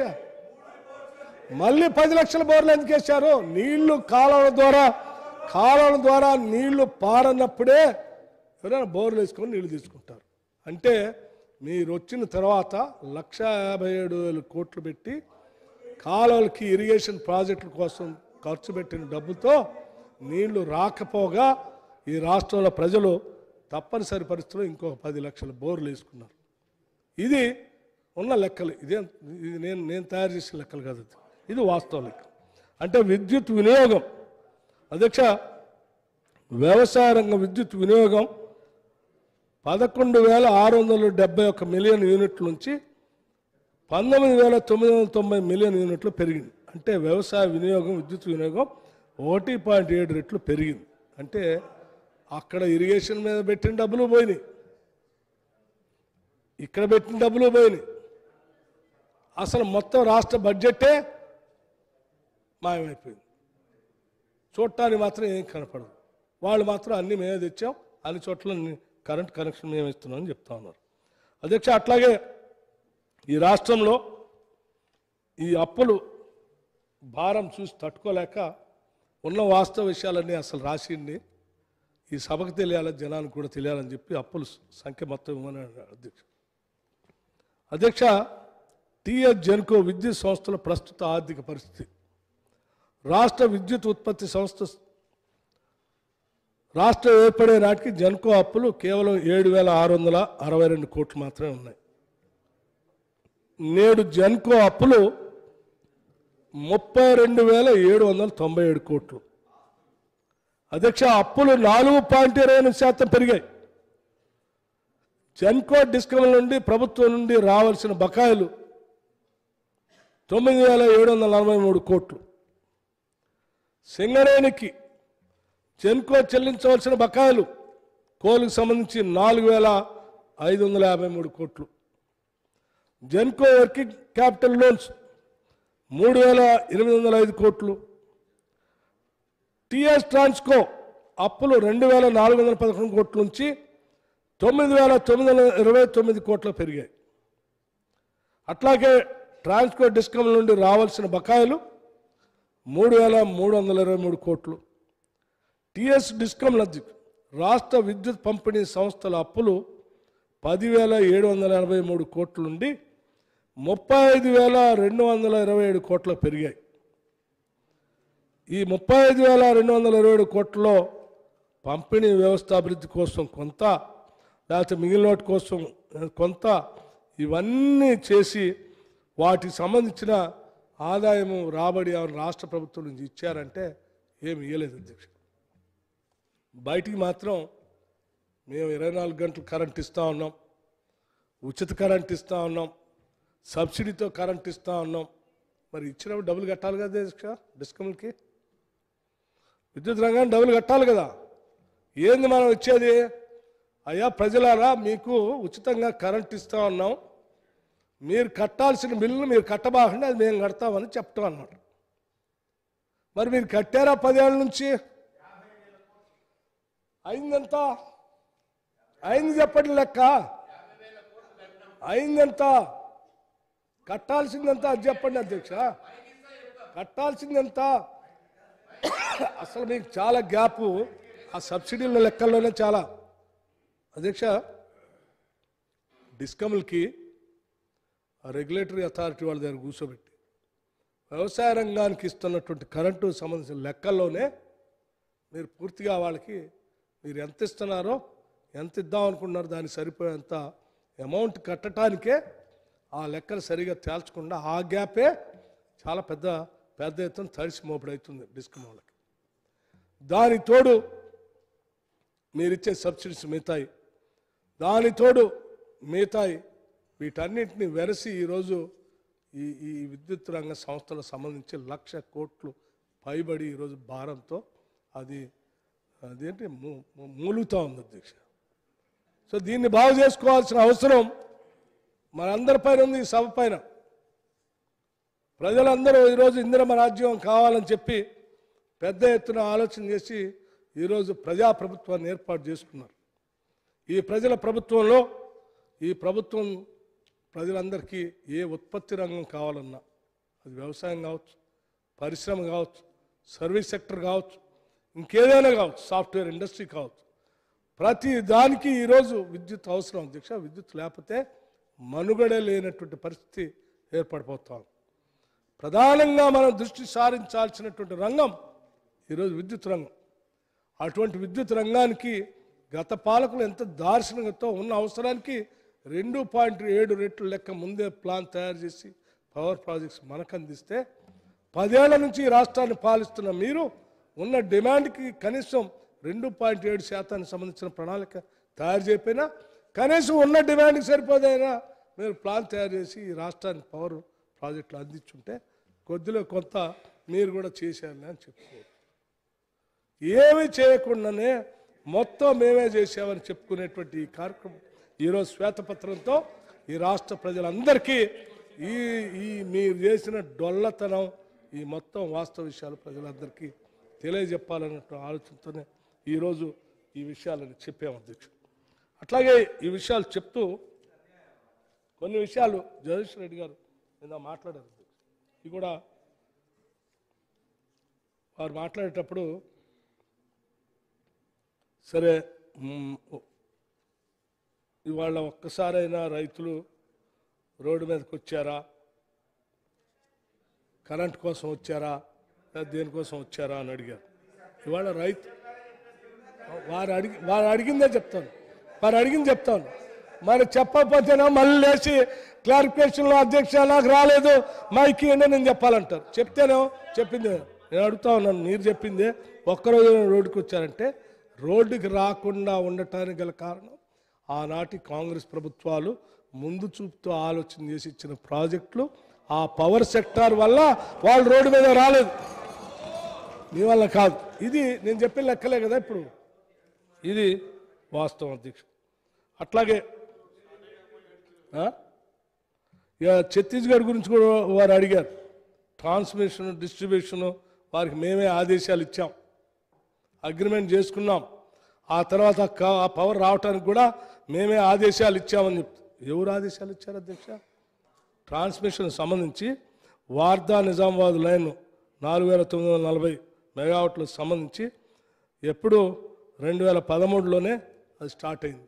మీరే ఆదేశాలు ఇవ్వటైంది, మీరు ఆదేశాలు ఇవ్వటైంది గ్రిడ్, మీరు ఆదేశాలు ఇవ్వటంటే మీరు ఆదేశాలు ఇస్తే గ్రిడ్ మొదలుపెట్టి ఎట్లా అండి?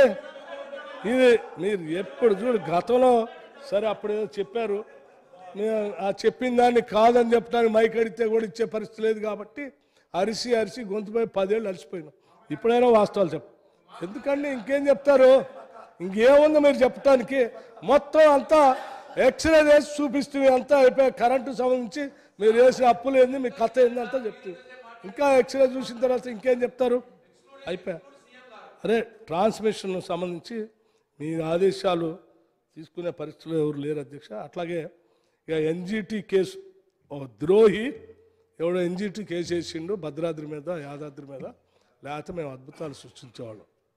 అరే మీకే తెలుసా అది సబ్ క్రిటికల్ టెక్నాలజీ, అది వద్దని మొత్తం ప్రపంచం అంతా చెప్తా ఉంది. అది పెడితే ఇది నష్టం జరుగుతుంది, పర్యావరణానికి ప్రజలకు నష్టం జరుగుతుంది ముందే చెప్పా, ప్రపంచం చెప్పా, దేశం చెప్పా.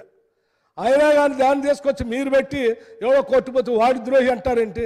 నేను అనలేను మిమ్మల్ని ద్రోహి అని, నాకు సంస్కారం ఉంది కాబట్టి. కానీ చేసిన తప్పు మీరు తప్పు చేసి ఎవరో పౌరుని ద్రోహి అంటే ఎట్లా?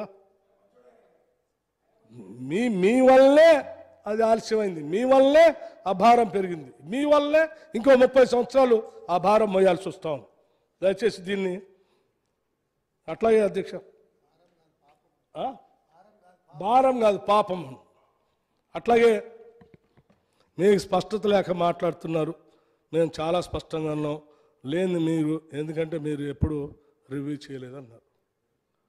అధ్యక్ష, సరే ఇందా మా సభ్యులు మాట్లాడినప్పుడు, మిగతా వాళ్ళు మాట్లాడినప్పుడు మీకు స్పష్టత లేదని చెప్పి చాలా సందర్భాల్లో వారు మాట్లాడారు. అధ్యక్ష, మాకు చాలా స్పష్టత ఉంది.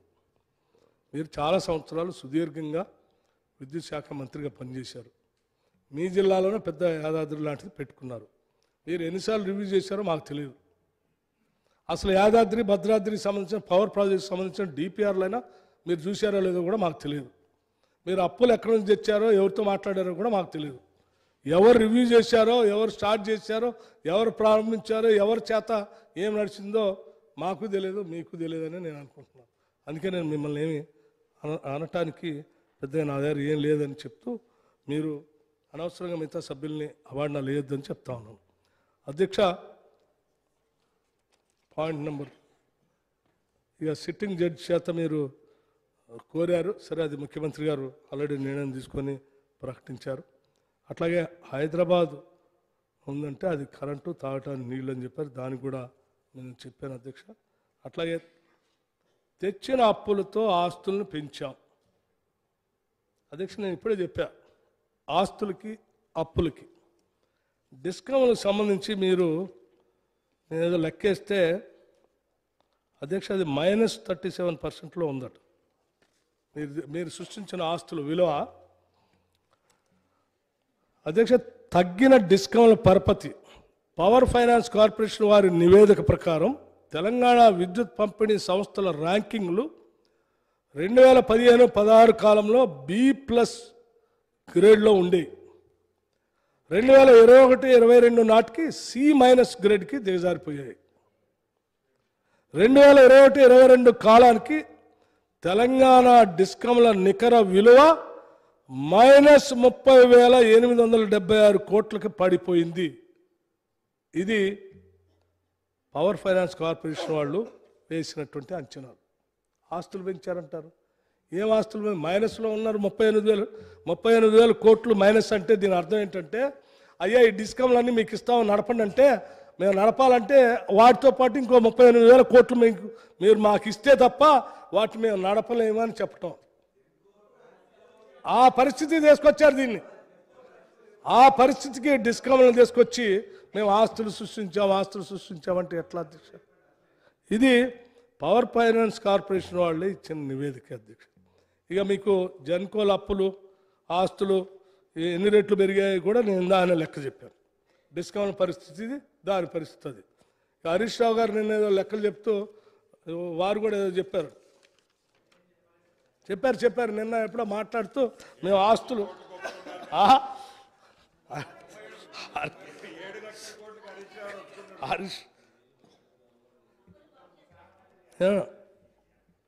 హరీష్ రావు గారు మాట్లాడుతూ 2014-15లో విద్యుత్ సంస్థల ఆస్తులు 44,431 కోట్లు ఉంటే అవి 22-23 నాటికి 1,37,570 కోట్లు పెరిగాయని అన్నారు. ఇది పూర్తిగా వాస్తవాలను తప్పుదోవ పట్టించే వ్యాఖ్య అధ్యక్ష.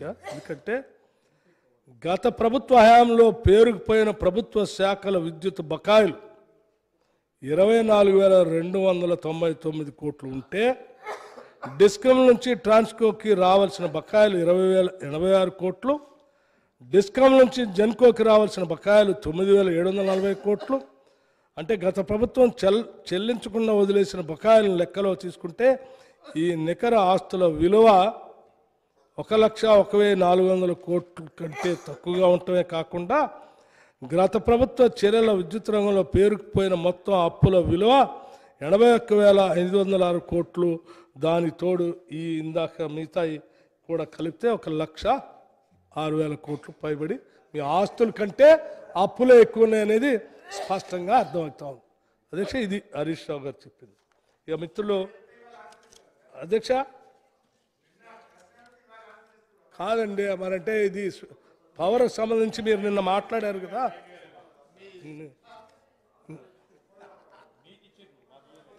మీరు దయచేసి ఇక నుంచి ఎప్పుడు కూడా విద్యుత్ శక్తి గురించి కానీ, ఉచిత కరెంటు గురించి కానీ, 24 గంటల కరెంటు గురించి కానీ మీరు మాట్లాడితే చాలా హాస్యాస్పదంగా ఉంటుంది అధ్యక్ష. దయచేసి మాట్లాడబాకండి. 24 గంటలు కరెంటు మేము ఇచ్చాం. యాడిచ్చారు 24 గంటల కరెంటు?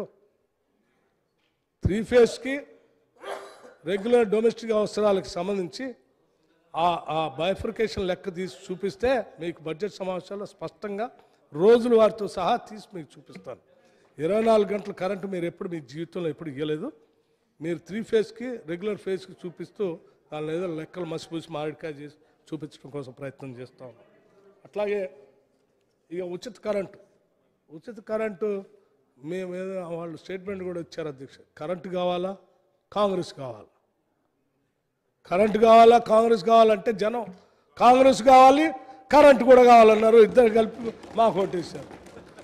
మీరు వస్తే కరెంటు ఉండదని, మేము వస్తే కరెంటు వస్తుందని జనం నమ్మారు కాబట్టి తీసుకొచ్చి మాకు వేసారు. అధ్యక్ష, చూస్తాం కదా సార్, చూసాం కదా. ఆల్రెడీ ఆడ కూర్చున్నప్పుడే చెప్పాను పోయినసారి నేను. ఆడ బాగా మాట్లాడుతున్నా అటు ఏంటంటే ఈసారి అటే వచ్చి కూర్చుంటా అన్నాను కూడా వచ్చాను. అట్లా ఉన్నది చెప్తే కూడా ఎట్లా అన్న లెక్కలు చెప్తే కూడా అక్బరుద్దీన్ గారు వారు ఓల్డ్ సిటీలో ఉన్నటువంటి కొన్ని అంశాల గురించి చెప్పారు. పోల్స్ గురించి, ట్రాన్స్ఫార్మర్స్ గురించి, లేకపోతే ఇంకా ఇతరత్ర వైర్లు ఏలాడుతూ ఉన్నాయి, వాటికి సంబంధించి ఇతరత్ర కొన్ని సమస్యలు దృష్టి తీసుకొచ్చారు అధ్యక్ష.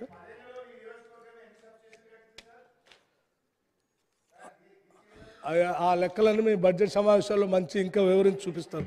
అప్పుడు అవసరమైతే స్పీకర్ గారు పర్మిషన్ తీసుకొని ఒక స్క్రీన్ కూడా పెట్టి ప్రజెంటేషన్ కూడా ఇస్తాం అధ్యక్ష.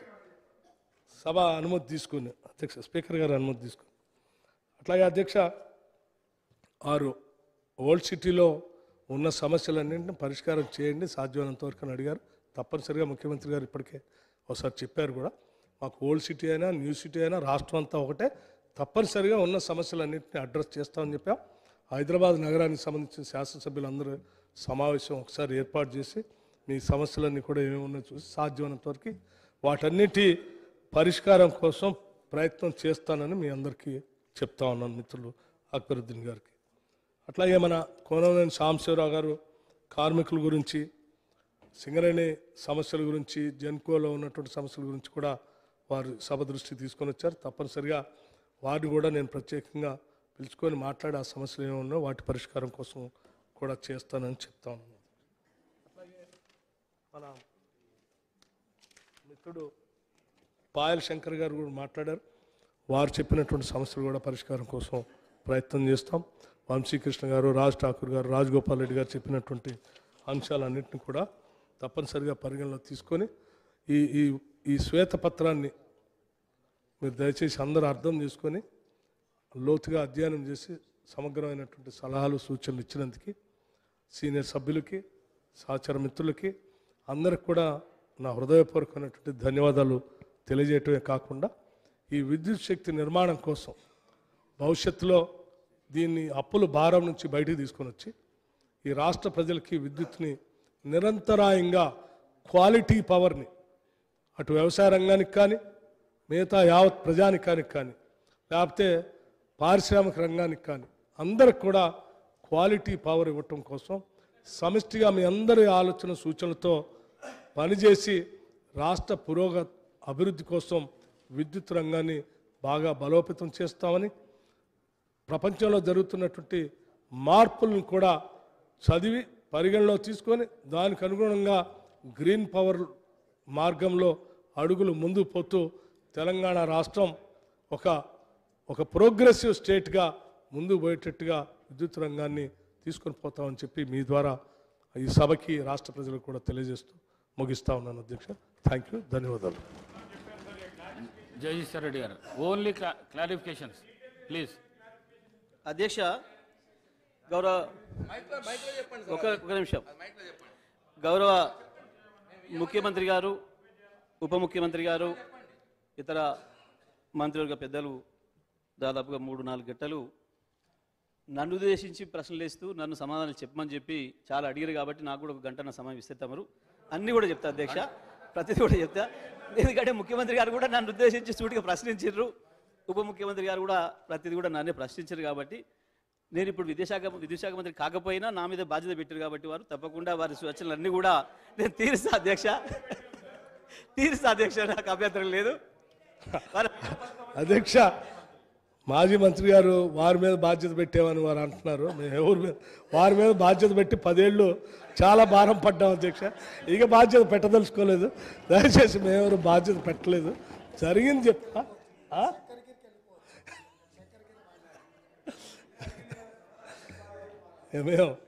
మేము జరిగిన వాస్తవ విషయాల్ని మాత్రమే సభ దృష్టికి తీసుకొని వచ్చాం.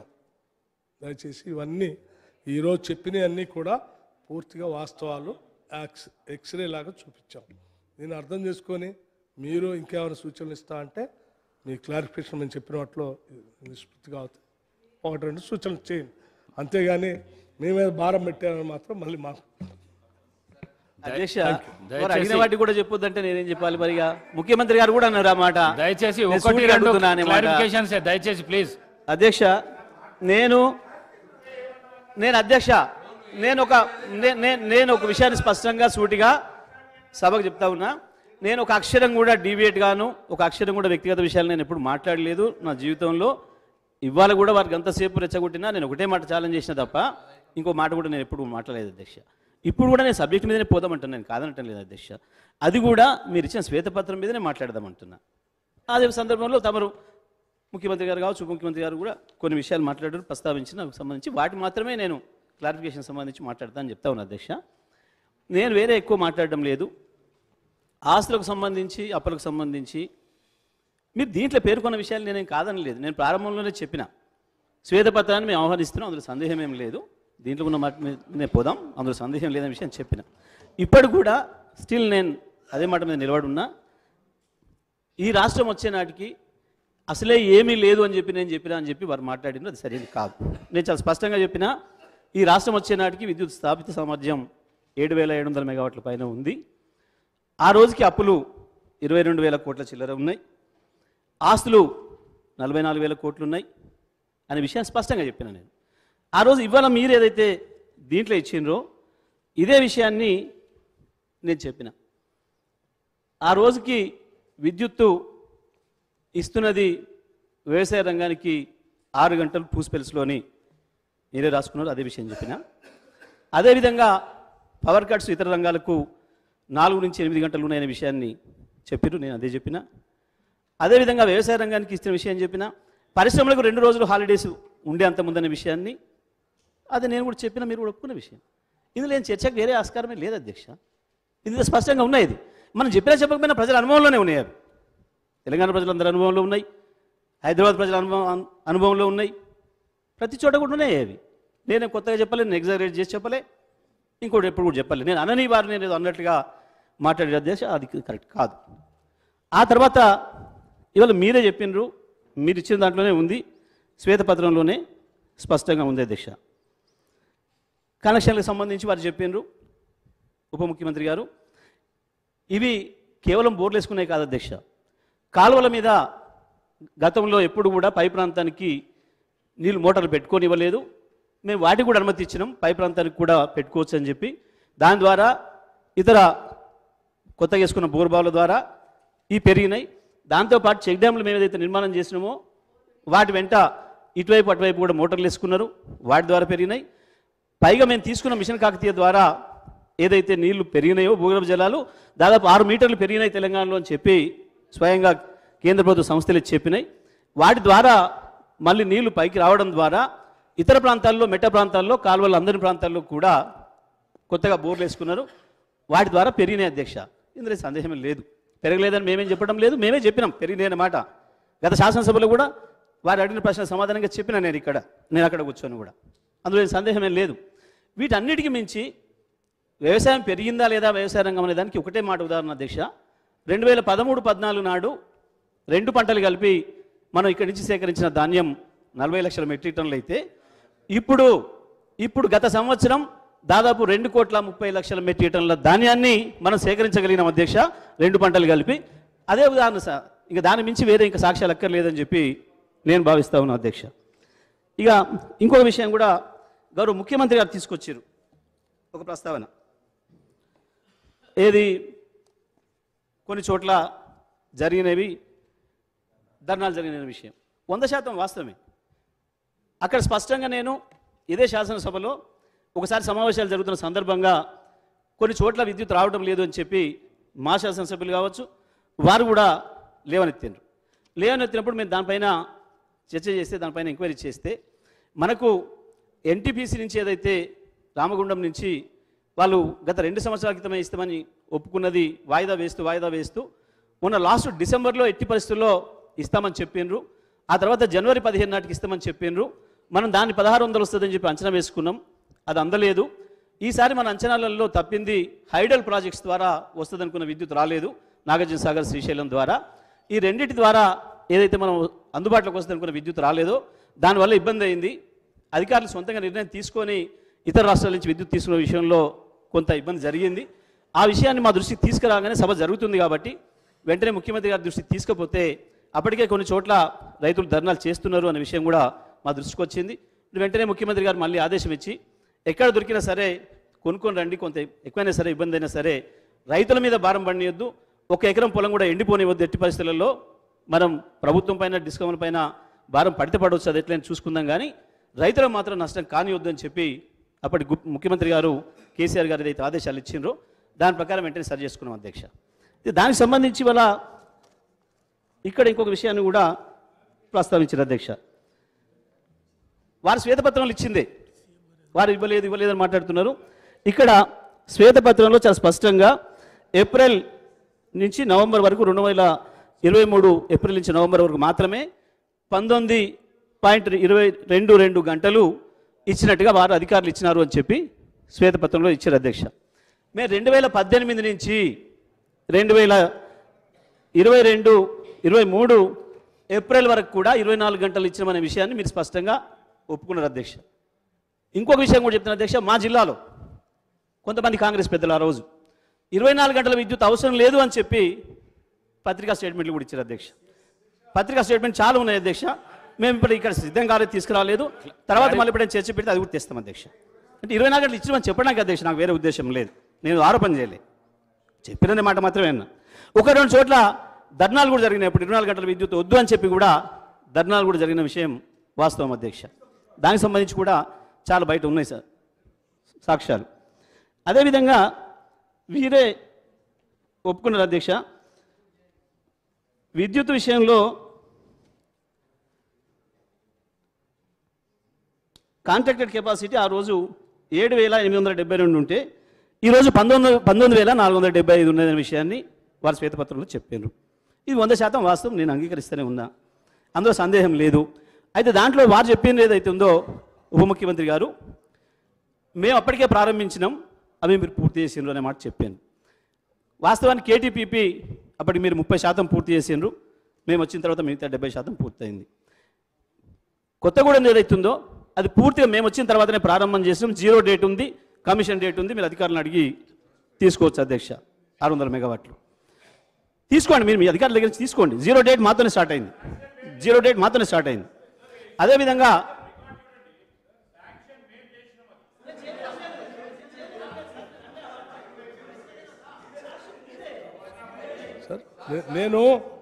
సార్ మీరు కాదండి, నేను చాలా స్పష్టంగా 3 విభాగాలుగా విభజించి చెప్పాను.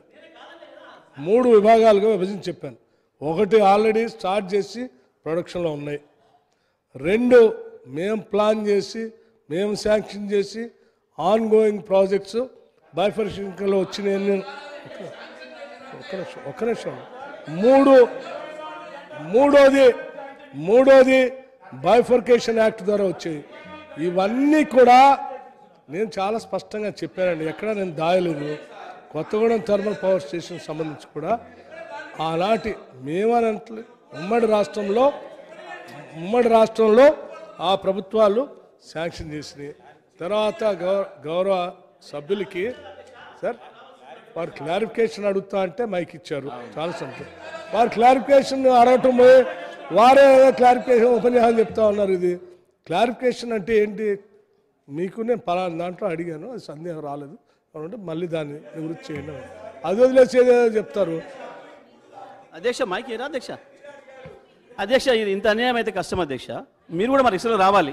వారు ఎంతసేపు మాట్లాడినా ఒక అక్షరం మేము మాట్లాడలేదు, చిన్న అభ్యంతరం కూడా రాలేదు, కామెంట్లు కూడా రాలేదు.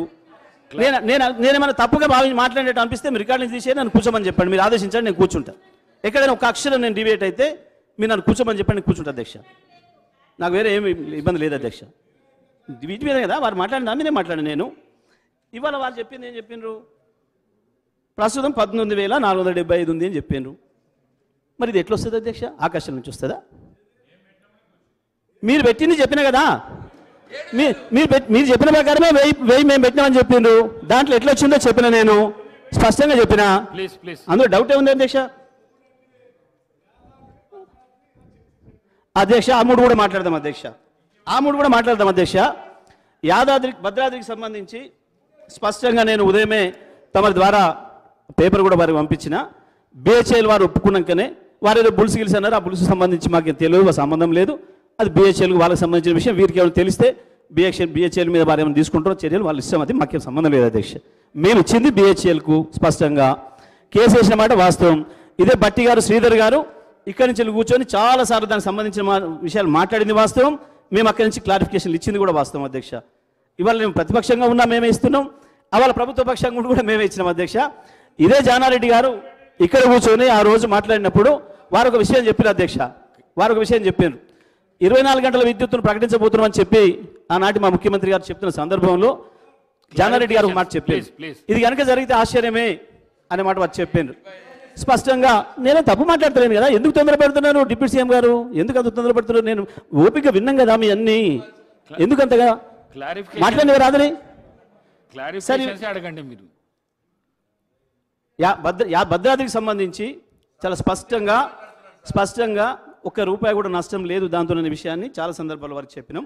అందులో ఎక్కడ కూడా ఇబ్బంది లేదు. ఎన్జిటి కేసు వల్లనే ఆగిందనే విషయం కూడా వారికి కూడా తెలుసు. అవన్నీ రికార్డ్సే సార్, ఇక్కడ ఏది కూడా ఆపడానికి లేదు, దాచిపెట్టడానికి లేదు, అన్ని రికార్డ్సే సార్. మీరు విచారణకు ఆదేశించి ఇంకా సంతోషం. దాంట్లో మేము మంచి కడిగిన ముచ్చలాగా వస్తాం, మేము ఇబ్బంది లేదు, మాకు ఇంకా కూడా సంతోషం. ఇక యాదాద్రికి సంబంధించి ఏదైతే మీరు వ్యయం పెరిగిందంటుండ్రో అది FGD నిబంధనల ద్వారా పెరిగింది. కేంద్ర ప్రభుత్వం ఇప్పుడు తర్వాత తీసుకొచ్చిన FGD నిబంధనలు ఏదైతే వచ్చినాయో దానికి సంబంధించి వ్యయం పెరిగింది.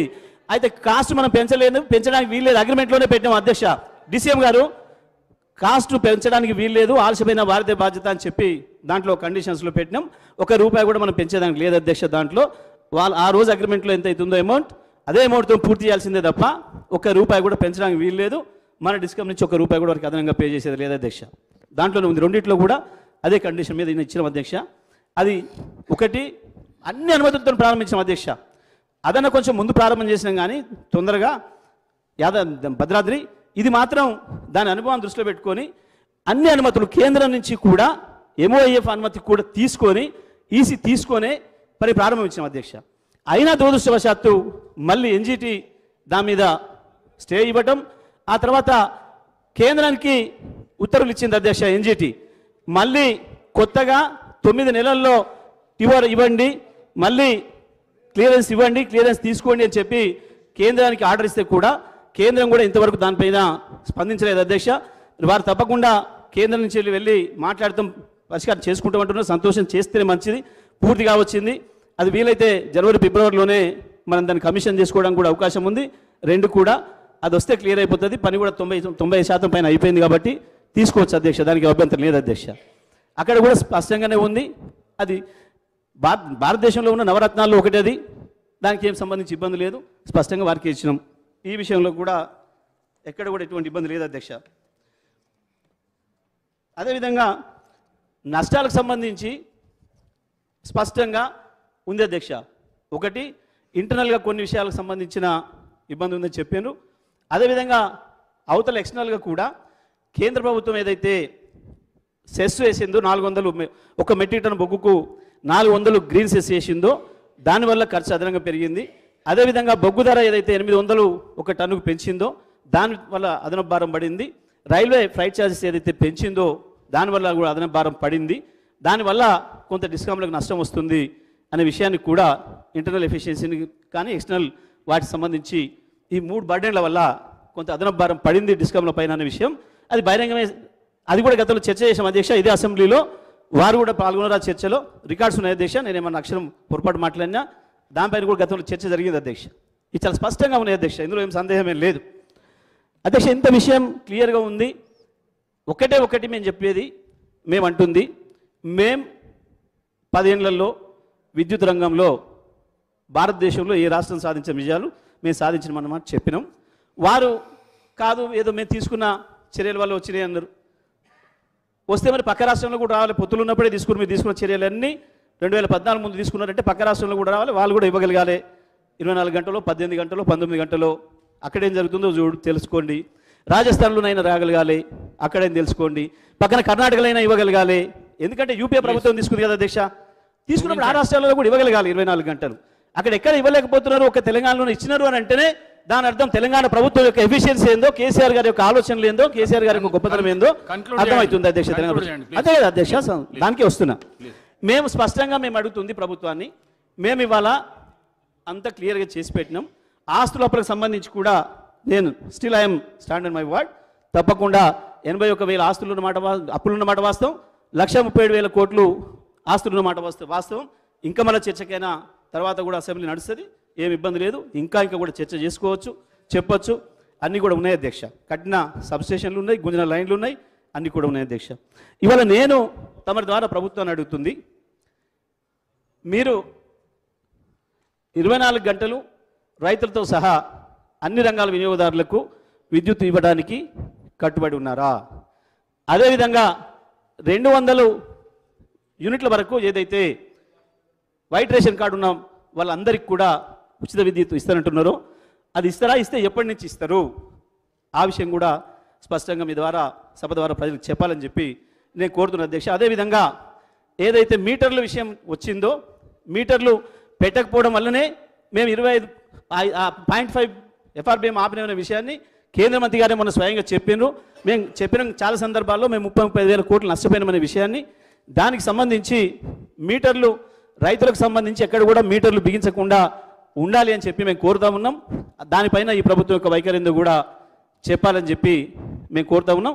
దాంతోపాటు ధరలు కూడా, విద్యుత్ ధరల భారాన్ని కూడా ప్రజలపై మోపకుండా ఇవాళ మేము ఇచ్చిన పద్ధతుల్లోనే తప్పకుండా కొనసాగిస్తారా విద్యుత్ సరఫరాని, పంపిణీని ప్రజలందరికీ 24 గంటలు స్పష్టం చేయాలని తమ ద్వారా ప్రభుత్వాన్ని కోరుతా ఉన్నాం అధ్యక్ష. ఇక అన్ని విషయాలు తెలుసు.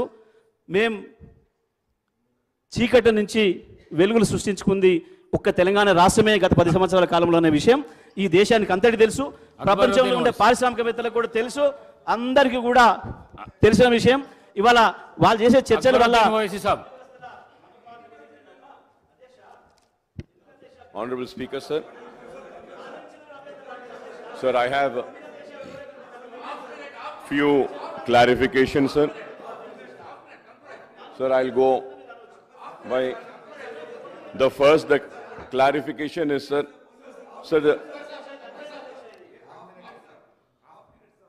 క్లారిఫికేషన్ ఇవ్వండి అధ్యక్ష. ఇంకేముంది అధ్యక్ష, నేను మాట్లాడింది పాత మరి ఇంకా ప్రభుత్వం గురించి మాట్లాడుతున్నాం కదా అధ్యక్ష, ప్రజల తరఫున మాట్లాడాలి కదా. మేము కూడా మాకు ఈ పాత్ర ఇచ్చారు, ప్రజల తరఫున తప్పకుండా న్యాయం చేయాలి ఈ పాత్రకు. మేము స్పష్టంగా మేము ఈ రాష్ట్రం భారతదేశానికి ఆదర్శంగా ఉండే పద్ధతుల్లో అద్భుతమైన వెలుగులు సృష్టించినాం.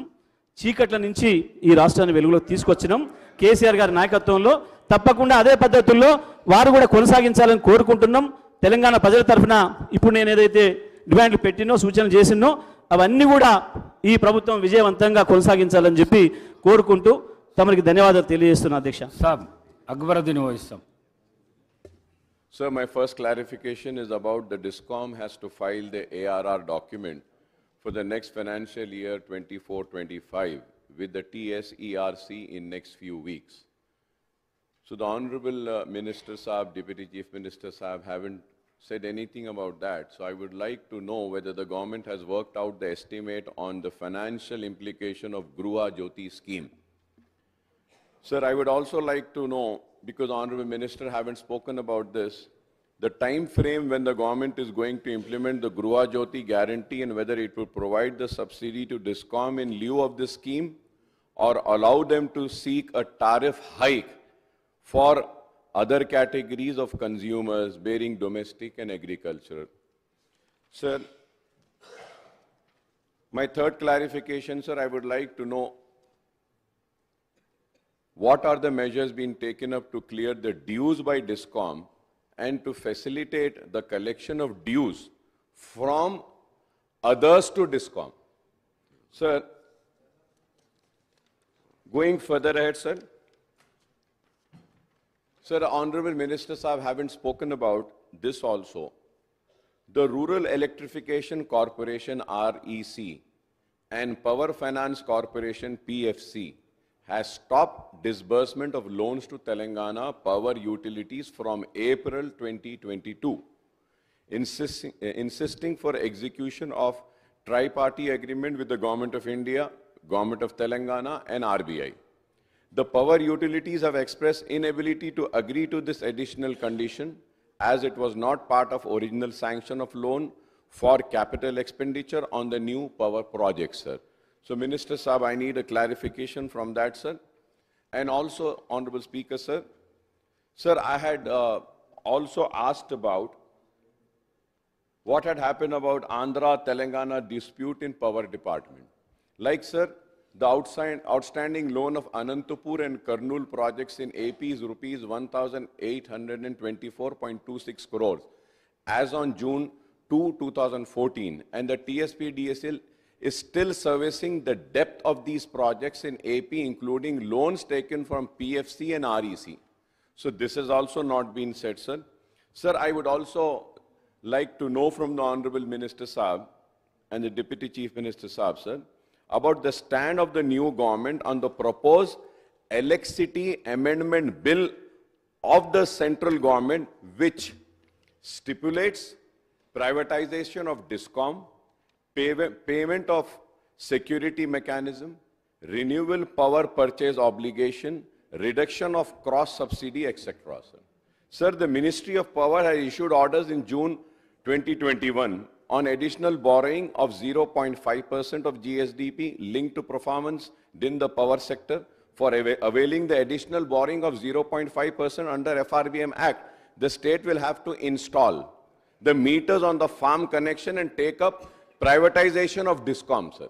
So I would like to know, sir, similarly, the Ministry of Power has mandated that 10% of imported coal has to be used. I don't know if it is from Adani. I think my BJP friends would have said.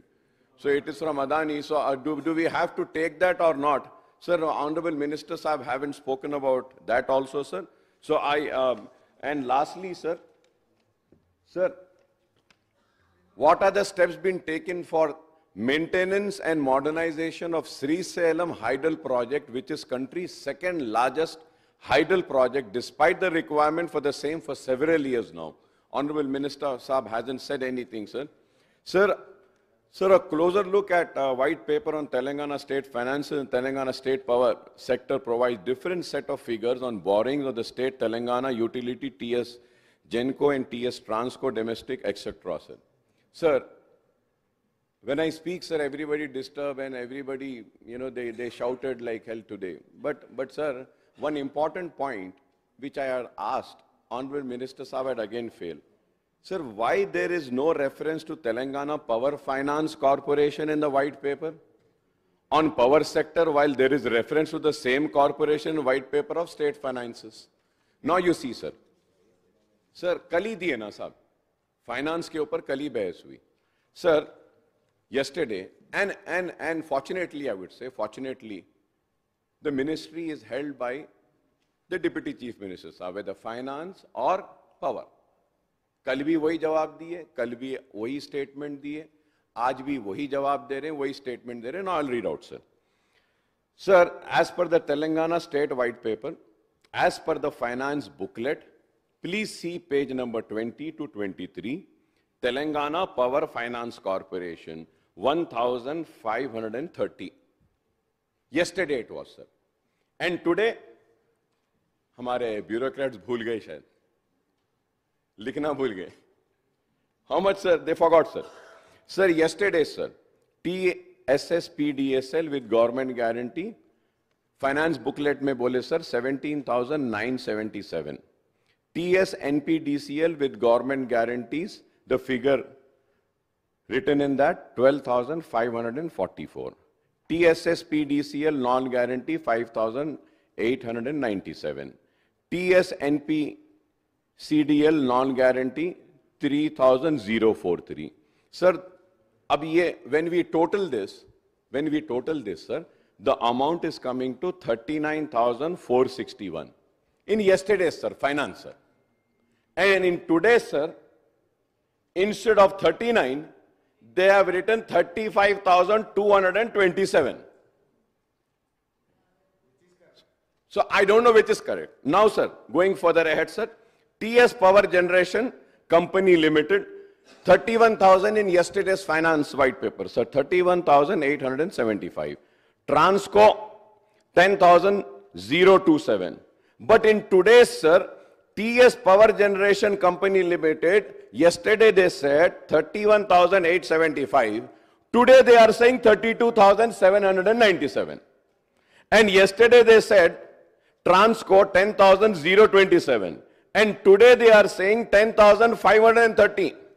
So the total amount in the finance white paper yesterday was 82,893. And in today's power white paper, the amount has reduced and it has come to 78,554. Ek din mein, just in one day, sir, difference of 4,339. Wow. Now what answer does the government has? Sir, you should come for the rescue, sir. Sir, you are the custodian of this house, sir. Sir, everybody has to listen to you, sir. Sir, when they are placing the paper and document, 24 hours with this difference. And you expect the people sitting out to take our discussion as a serious discussion. Sir, you should give a ruling, sir. And action should be initiated against all the bureaucrats who are responsible of giving these figures yesterday and not repeating this, sir. If not, I would request the opposition parties to please let us all come together and move a privilege motion, because these people are playing with the privilege of this house and our members, sir. And the treasury benches, they fight with us and they say that, okay, you're fighting, you're saying this, you're saying that. What is that you have to say? Figures tak sahi nahi de rahe. That is why I say that, okay, we need to at least read it. Please do not forget there are members who read it. Honorable Speaker, sir, you should come for the rescue. What is the discussion? It is 7 o'clock. We are sitting here from 11 o'clock discussing, putting our thoughts together, giving our suggestions, advice. We want to see that the state prospers and the power department works, functions in a better way than what the BRS government had run the power department. But now, when we see the figures, we can imagine how this government is going to run, sir. Thank you, sir. Deputy CM garu. సాంసరారు మిగతా వాళ్ళు ఎవరు వారిని కూడా కానిచ్చు కానీ उसका भी हो गया तो साहब नहीं I'm taking it. Yeah, please.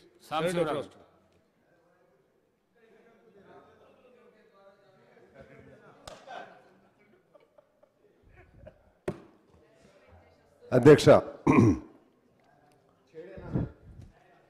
కొత్తగా ఏర్పాటైనటువంటి ప్రభుత్వం ఈ వైట్ పేపర్లో సూచించిన అన్ని పథకాల్లో, అంటే గత ప్రభుత్వం చేసినటువంటి పథకాల్లో వైఫల్యం జరగకుండా సక్సెస్ కావాలని కోరుకుంటా ఉన్నాను. ప్రత్యేకించి ఎక్కువ ప్రభుత్వం ఎఫెక్టివ్ మేనేజ్మెంట్ ఉంటే జెన్కోలోనే అక్కడ ప్రొడక్టివిటీ పెంచి ఎఫెక్టివ్ ప్రొడక్టివిటీ అలాగే ఫైనాన్షియల్ మేనేజ్మెంట్ జాగ్రత్తగా చేసుకుంటే అక్కడ ఖర్చులు దాంతోనే జరపవచ్చు. అలాగే సింగరేణి దానిలో వచ్చినటువంటి ఆదాయం వనరుల ద్వారా ఆ ఖర్చులు సింగరేణి ద్వారానే భరించే విధంగా చేయవచ్చు.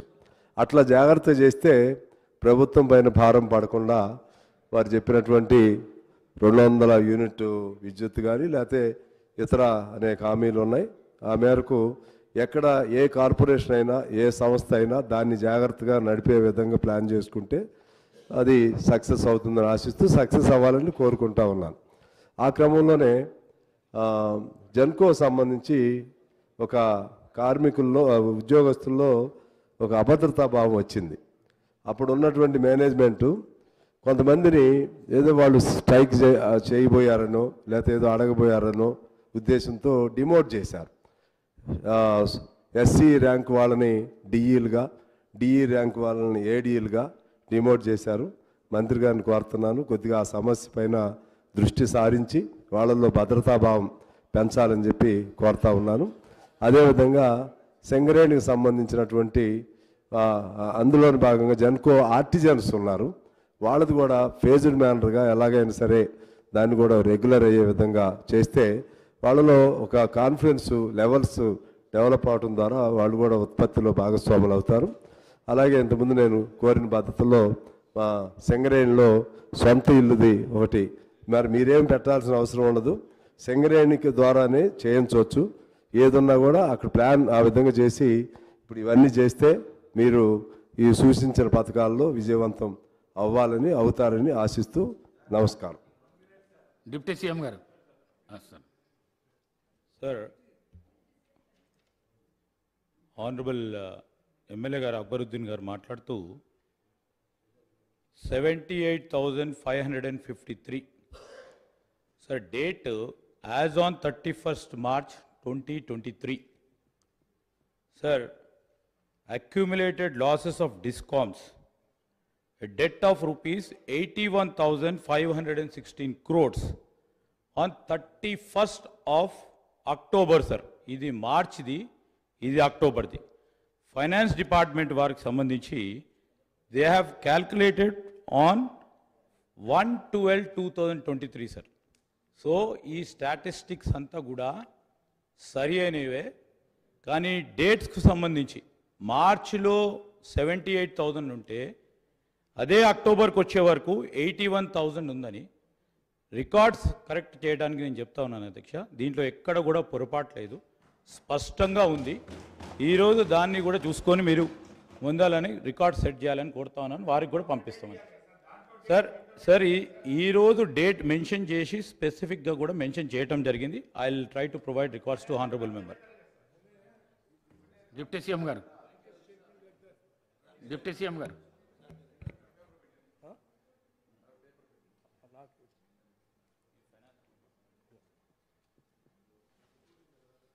అధ్యక్ష, జగదీశ్వర్ రెడ్డి గారు క్లారిఫికేషన్లో కొన్ని విషయాలు చెప్పారు. వెలుగులు నింపారు ఈ రాష్ట్రానికని. వెలుగులు నింపారో లేదో నాకు తెలియదు, కానీ ఈ రాష్ట్రాన్ని అప్పులో కుప్పలో అయితే మాత్రం ముంచేస్తారు. భద్రాద్రి నుంచి మేము బాగా చేసాం, ఏం నష్టం జరగలేదు ఈ రాష్ట్రానికి అని అంటున్నారు. భద్రాద్రి నుంచి మీ వల్ల నష్టం జరగకపోతే ఏం జరిగింది నేను లెక్కలతో సహా చెప్తాను అధ్యక్ష. లేదు అధ్యక్ష, మీ లెక్కలేవి. భద్రాద్రి పవర్ సంబంధించి మెగావాట్ क्या साहब बोल दिया आप नहीं है. हाँ लिमिट. సో భద్రాద్రి పవర్ సంబంధించి both are right as per the dates. department takes December last as their date, sir. Finance department dates are different. So these, the power generation, no sir, arey sir, meer finance minister ga unnaru. Finance department calculates every calculation as on 31st December, sir. Sir अध्यक्ष अकबर साहब बोलेंगे, आपको भी बोलेंगे. अरे you ask some question please, let allow me to answer. किसका गलती नहीं है? No one is at fault. I'm sorry, you can't make a just blanket statement like that. Come on, this is not correct. You are just making a blanket statement. आपका गलती, आपका किसका गलती है? I'm sorry. No, I'm not getting angry. You are getting angry. I've been seeing you. You are getting angry. Huh? That's not correct. Sir, see, whatever you asked, it has already been clarified.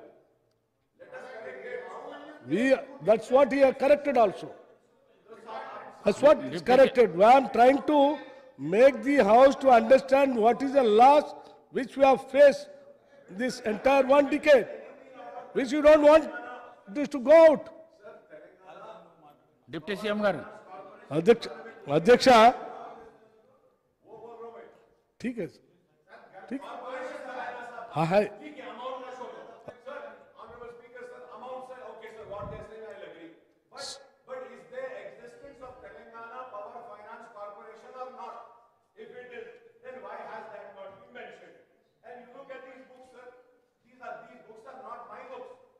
Sir,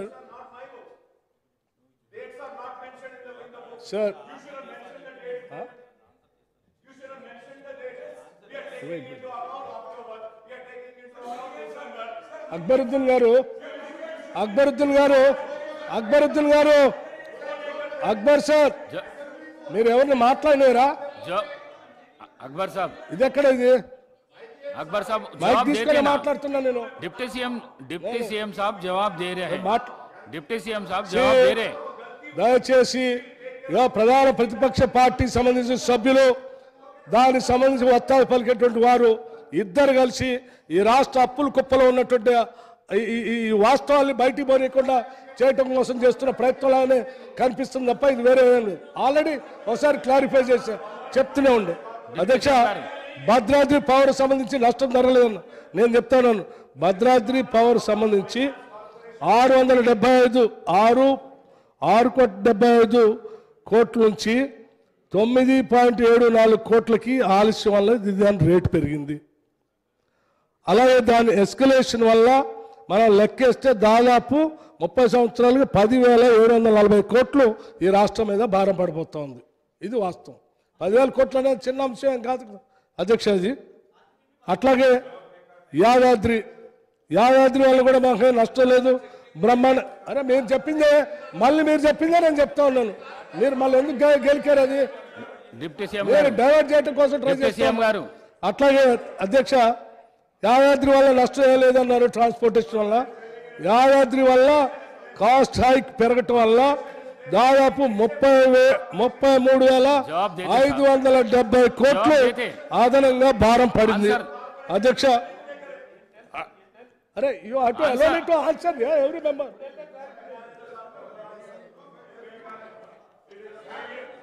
Power Finance Corporation's loan have been taken over by government.